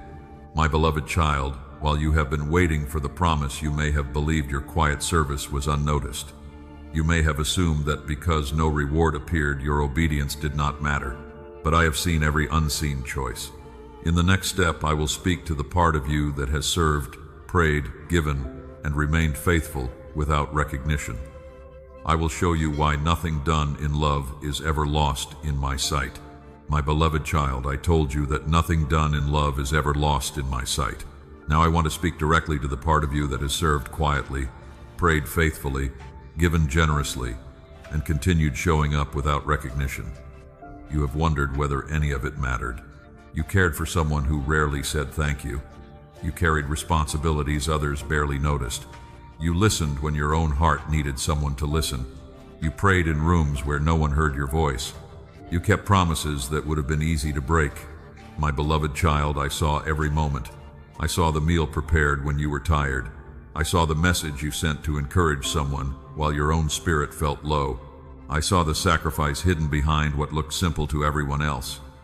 I saw the way you chose patience when frustration would have been understandable. The world often rewards what is visible. It notices the stage, the title, the numbers, the applause, and the result people can measure. But much of what changes a life happens far from public attention. A child becomes secure because someone kept returning with love. A lonely person keeps going because one conversation reminded them that they mattered. A family survives a difficult season because someone prayed, planned, worked, and carried responsibility without announcing the cost. My beloved child, hidden service is not small service. Remember the widow who placed a small offering into the temple treasury. Others gave more in public value, but Jesus saw the sacrifice that could not be measured by appearance alone. Heaven noticed what human eyes could not calculate. I noticed the cost. I know when generosity requires comfort from you. I know when patience requires you to lay down pride. I know when forgiveness requires you to resist the desire to reopen an old wound. I know when serving faithfully means choosing love after disappointment. Do not measure the value of obedience by the reaction it receives. People may overlook what they have become used to receiving. They may enjoy the fruit without understanding the labor. They may recognize your contribution only after you are no longer there to provide it. My beloved child, lack of recognition does not make your work meaningless. But hear me carefully. I do not want you to use service as a reason to disappear. Faithfulness is not the same as allowing everyone to drain you. Love does not require you to neglect your health, ignore your limits, or remain available to every demand. Hidden service is holy when it flows from truth, not from fear that people will leave if you stop giving. You may need to ask why you keep saying yes. Is it compassion? Is it calling? Or is it the old belief that usefulness is the only thing keeping you loved? My beloved child, I see the difference. I am teaching you to serve from fullness, not from panic. Jesus washed the feet of his disciples, yet he also withdrew to pray. He welcomed people, yet he did not answer every demand according to their urgency. He loved deeply without surrendering his direction. You can serve and rest. You can care and set limits. You can give and still receive. You can be faithful without becoming invisible to yourself. My beloved child, some of your most meaningful obedience will remain unseen by people. The temptation you resisted, the harsh word you chose not to speak, the private apology you offered, the money you returned, the secret you protected, the prayer you repeated long after emotion disappeared. These moments form your character. They teach your heart to choose truth without needing an audience. They prepare you to carry responsibility without becoming controlled by praise. Do not assume public reward is always the proof of divine approval. Some faithful people remain unknown to the world. Some prayers produce fruit they never live long enough to see. Some acts of love become part of another person's strength, yet the one who gave them never knows the full result. My beloved child, your purpose is not wasted because you cannot trace every outcome. A lamp does not need to know the name of every traveler who used its light. It simply remains lit. Stay lit, not through exhaustion, not through constant performance. Stay lit by returning to me. Let prayer refill what service empties. Let rest restore what responsibility spends. Let honest community hold you when you have carried others for too long. You were never meant to be the only strong person in every room. My beloved child, allow yourself to be supported. There may be people who assume you do not need help because you have always managed. Tell the truth. Ask for what you need. Receiving care does not reduce the value of what you have given.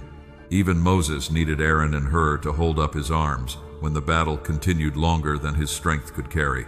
Strength sometimes looks like accepting support. Hidden service also requires clean motives. It is possible to do good while quietly collecting resentment. It is possible to help others while hoping they will finally owe you love. It is possible to sacrifice while keeping a private record of everything no one appreciated. My beloved child, bring that resentment to me before it hardens. You are allowed to admit that being overlooked hurts. You are allowed to say that you expected gratitude. You are allowed to recognize when a relationship has become one-sided. Honesty can help you adjust without becoming bitter. Do not continue giving in a way that secretly teaches your heart to hate the people you serve. Change the rhythm, share the responsibility, set the boundary. Release what I did not ask you to carry. Your service should produce love, humility, and freedom, not hidden bondage. My beloved child, I am not a demanding master counting how much more you can endure. I am the one who sees the person behind the service. I see your tired eyes. I see the questions you hide because others depend on you. I see the loneliness that can exist even while you are surrounded by people who need something. You matter apart from what you provide. You are loved when your hands are active and when they are still. You belong when you are useful and when you need care. Let that truth correct the part of you that believes stopping will make you disappear. My beloved child, nothing offered in love is wasted, but neither is rest wasted. You do not have to collapse completely before giving yourself permission to pause, receive care, and breathe. The field needs seasons when it produces, and seasons when it lies quiet. The heart needs moments of service and moments of receiving. You have been faithful in hidden places. I have seen it all, and now I want to speak to the weariness that has grown beneath that faithfulness. In the next step, I will show you how to rest while the storm is still present, how to admit that you are tired without believing that tiredness means your faith has failed. My beloved child, I told you that I see the weariness beneath your faithfulness. Now I want to meet you there, not after you become strong again, not after the storm has passed, but while the wind is pressing against your life. You have carried more than most people know. You have answered messages while your heart felt empty. You have made decisions when your mind was tired. You have kept moving because people depended on you. You have told yourself that rest could wait until everything was solved. But everything has not been solved. The storm is present. The question remains unanswered. The pressure has not lifted. And yet, my beloved child, rest is available. You have imagined rest as the reward at the end of struggle. You thought you could breathe only after the relationship was repaired, the money was secure, the test result was clear, the family conflict ended, or the future made sense. But if peace depends on every problem disappearing, fear will always find another reason to delay it. Rest begins before resolution. It begins when you stop asking your body and mind to carry tomorrow before tomorrow arrives. Jesus slept in the boat while the storm moved around him. The wind was real. The waves were real. The danger felt to the disciples. His rest did not deny the storm. It revealed that the storm did not have the final authority. My beloved child, I am not asking you to sleep through danger or ignore what needs attention. I am teaching you that panic is not the same as preparation. You can take wise action without allowing fear to control your breathing. You can make the appointment, ask the question, review the plan, and seek help without rehearsing disaster.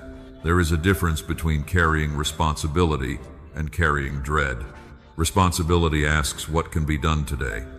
Dread tries to solve every possible tomorrow. You were never meant to live inside imagined emergencies. My beloved child, notice what happens in your body when fear takes over. Your shoulders rise, your jaw tightens, your breathing becomes shallow, your thoughts repeat the same questions without finding new answers. You may become irritable, numb, restless, or unable to enjoy anything good. Do not shame yourself for these responses. They are signals that you need care, truth, and support. Pause now. Let your shoulders fall. Unclench your hands. Take a slow breath. You do not have to prove faith by pretending you are not tired. Elijah once sat beneath a tree after a great victory and felt unable to continue. I did not begin by giving him a lecture. I gave him rest, food, and time. His body needed care before he could hear the next direction clearly. My beloved child, sometimes the spiritual answer begins with something practical. Sleep, eat, drink water, step outside, turn off the noise, speak with someone. Ask for professional help if anxiety, grief, trauma, or exhaustion has become too heavy to manage alone. Seeking care is not a failure of faith. I can work through doctors, counselors, pastors, trusted friends, and routines. You do not honor me by neglecting the body and mind I gave you. Rest is not laziness. Laziness avoids responsibility.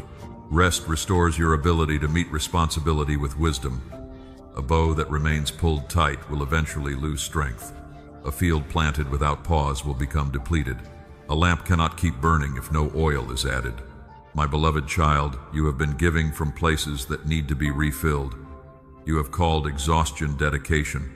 You have called overthinking responsibility. You have called constant availability love. But love without limits can become resentment. Service without rest can become bitterness. Work without recovery can make even a calling feel like punishment. Listen to the part of you that is tired. It is not always asking you to quit. Sometimes it is asking you to change the pace. You may need to do less for a season. You may need to ask others to carry what they should have been carrying. You may need to release a deadline created by pressure rather than wisdom. You may need to accept that a good opportunity is not good for you right now. My beloved child, rest requires trust because stopping can make you feel exposed. When you stop moving, the feelings you avoided may rise, the sadness may become louder, the questions may return. This is why you have kept yourself busy. Busyness can become a hiding place, but I will meet you in the quiet. You do not need to be afraid of what comes up. Bring each feeling to me without trying to fix it immediately. Say, I am angry. Say, I am disappointed. Say, I am afraid. Say, I do not know how much longer I can keep doing this. Honest prayer is still prayer. Rest also means releasing the belief that every problem is yours to solve. Some situations belong to another person's choices. Some outcomes belong to time. Some questions need information you do not yet have. Some burdens must be shared. Some things must be placed in my hands again. My beloved child, you can be uncertain and still be held. You can be tired in your body and peaceful in your spirit. You can dislike the chapter and still trust that I am present within it. Peace is not the absence of feeling. It is the knowledge that your feelings are not carrying you alone. When the storm becomes loud, return to what is simple. What is true right now? What is yours to do today? Who can support you? What can wait? What does your body need? Which thought is based on fact? And which one is fear, predicting the future? These questions can help you return from panic to the present. My beloved child, do not demand that a quiet moment solve everything. Rest is a rhythm. You may need to return to it times in one day. You may feel peaceful in the morning and anxious by afternoon. This does not mean the morning was false. Return again, breathe again, pray again, ask for help again. Trust is built through repeated return. One day you will notice that the storm no longer controls every part of you. The circumstances may still be unfinished, but your world will have more space. You will react more slowly. You will hear wisdom more clearly. You will stop treating every delay as danger. My beloved child, rest is teaching you that you are not the savior of your own life. You are loved, led, and supported. You can close your eyes without the world collapsing. You can pause without losing your purpose. You can receive care without becoming weak. And as your heart becomes quiet, you will begin to hear the lies that exhaustion kept repeating. You are alone. You are failing. You must hold everything together. You cannot stop. These lies have lived inside you for too long. In the next step, I will help you name them, bring them into light, and replace them with the truth that will guide you into the life ahead. My beloved child, I told you that rest would make the old lies easier to hear. Now that the noise has become quieter, you can recognize the voices that have shaped your choices for years. You are alone. You are failing. You must hold everything together. You cannot stop. These sentences sounded like facts because you heard them repeatedly. Some came from painful experiences. Others grew from fear after disappointment. My beloved child, repetition can make a lie feel familiar, but familiarity does not make it true. A lie often survives because it is never questioned. It enters quietly, then begins influencing how you speak, work, love, rest, and respond. You may not say the lie out loud, yet you live as though it is the rule. If you believe you are alone, you stop asking for help. If you believe you are failing, every mistake becomes proof. If you believe you must hold everything together, rest feels irresponsible. If you believe you cannot stop, exhaustion becomes normal. Today, I want you to name the lie that has taken the most from you. Choose the one that appears when you are tired, rejected, uncertain, or afraid. Choose the sentence that follows you into new seasons. Write it down if you can. Say it honestly. My beloved child, bringing a lie into the light does not give it more power. It reveals the power you have already given it. Ask where you first learned it. Did someone leave when you needed them? Did someone make love depend on your performance? Did a failure convince you that you would never change? Did years of carrying responsibility teach you that no one else would come? Understanding the origin does not excuse every reaction. It helps you see why the pattern became believable. Now ask what the lie has produced. Has it made you chase people who were not choosing you? Has it made you hide your needs? Has it kept you in unhealthy situations because you feared starting again? Has it made you punish yourself after every mistake? My beloved child, a tree is prosen, known by its fruit. If a belief repeatedly produces fear, shame, dishonesty, isolation, or hopelessness, it deserves examination. But replacing a lie is not the same as repeating a pleasant sentence until pain disappears. Truth is not a spell. Truth does not require you to deny facts. If someone left, truth does not say they stayed. If you failed, truth does not erase it. If you are tired, truth does not demand strength. Truth names reality without allowing reality to become your identity. You may be alone in a room, but you are not abandoned by me. You may have failed at something, but failure is not your name. You may carry responsibility, but you were never asked to carry the whole world. You may need to stop, and stopping may be the wise choice. My beloved child, remember how Jesus answered temptation in the wilderness. He did not argue endlessly with every suggestion. He returned to what had already been written. You need anchors stronger than changing emotion. Return to Scripture. When fear says you are abandoned, remember that I have promised not to leave you. When shame says you are permanently condemned, remember that mercy invites repentance and a new direction. When anxiety says you must control tomorrow, remember that today already has enough for you to carry. When weakness says you are useless, remember that my strength can work through surrendered limits.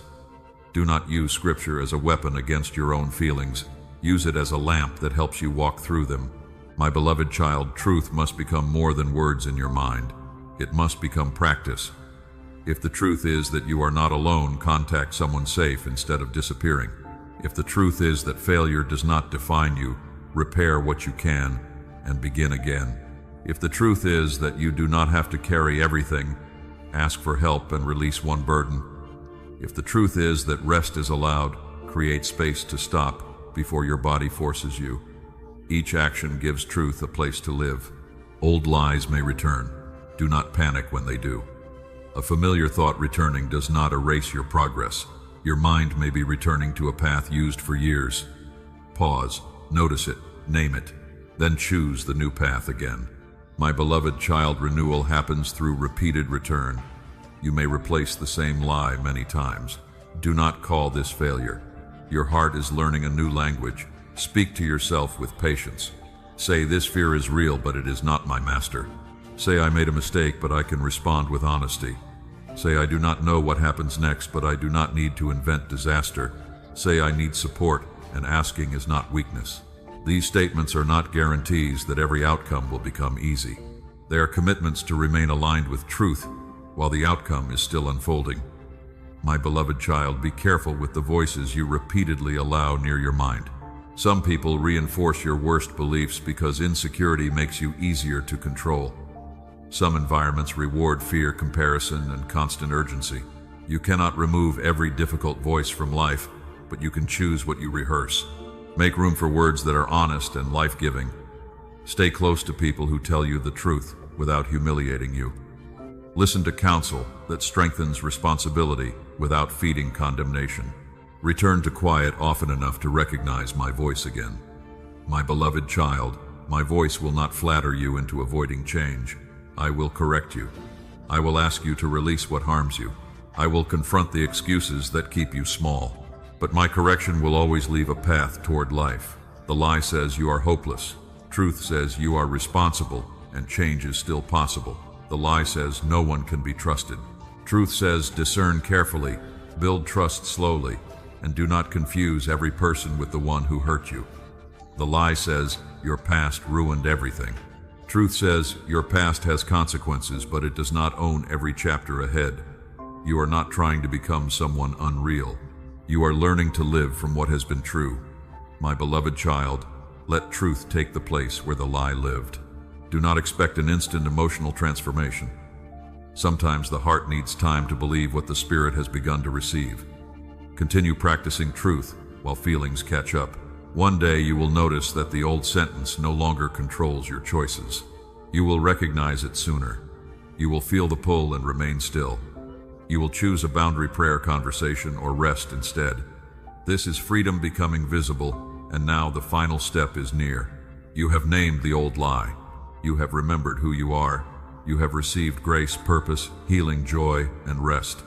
In the next step, I will ask you to leave the old life behind and walk forward as the person truth has been preparing you to become. My beloved child, I told you that the final step was near. You have named the old lie, faced the wound, received grace, rediscovered purpose, and learned to rest while the storm still speaks. Now I am asking you to leave the old life behind and walk forward. The old life was not only a place, it was a way of thinking. It was the habit of expecting rejection before love had a chance to enter. It was the belief that your worth rose and fell with approval. It was the pressure to prove, perform, chase, control, and carry what was never yours. My beloved child, that life no longer has the right to name you. You may remember it, you may still feel its pull, but you do not belong to it anymore. When Israel crossed the sea, the water closed behind them. Yet freedom still had to enter their thinking. They had left Egypt, but Egypt had not completely left their fears and habits. In the same way, you can leave a season while still speaking its language. You can walk away from rejection while expecting everyone to leave. You can receive forgiveness while continuing to punish yourself. You can enter a new opportunity while believing you will fail before you begin. This is why walking forward requires more than emotion. It requires daily agreement with truth. My beloved child, some mornings will feel different. On others, the old voice may return before your feet touch the floor. Do not panic. Freedom is not proven by never hearing the old voice again. Freedom is proven when that voice no longer decides what you do. When fear says hide, choose honesty. When shame says run, remain present. When control says force the outcome, choose surrender. When comparison says you are behind, return to your own path. These choices are how the new life becomes visible. My beloved child, do not wait for a dramatic sign to begin living differently. Begin with the next conversation. Begin with the next boundary. Begin with the next prayer. Begin with the next honest decision. You do not have to rebuild your entire life in one day. A new chapter is written line by line. A new path is formed step by step. Walk slowly if you need to, but do not return to the place that taught you to disappear. I am not asking you to become fearless. I am asking you to stop serving fear. I am not asking you to forget what happened. I am asking you to stop letting the wound become your identity. I am not asking you to trust everyone.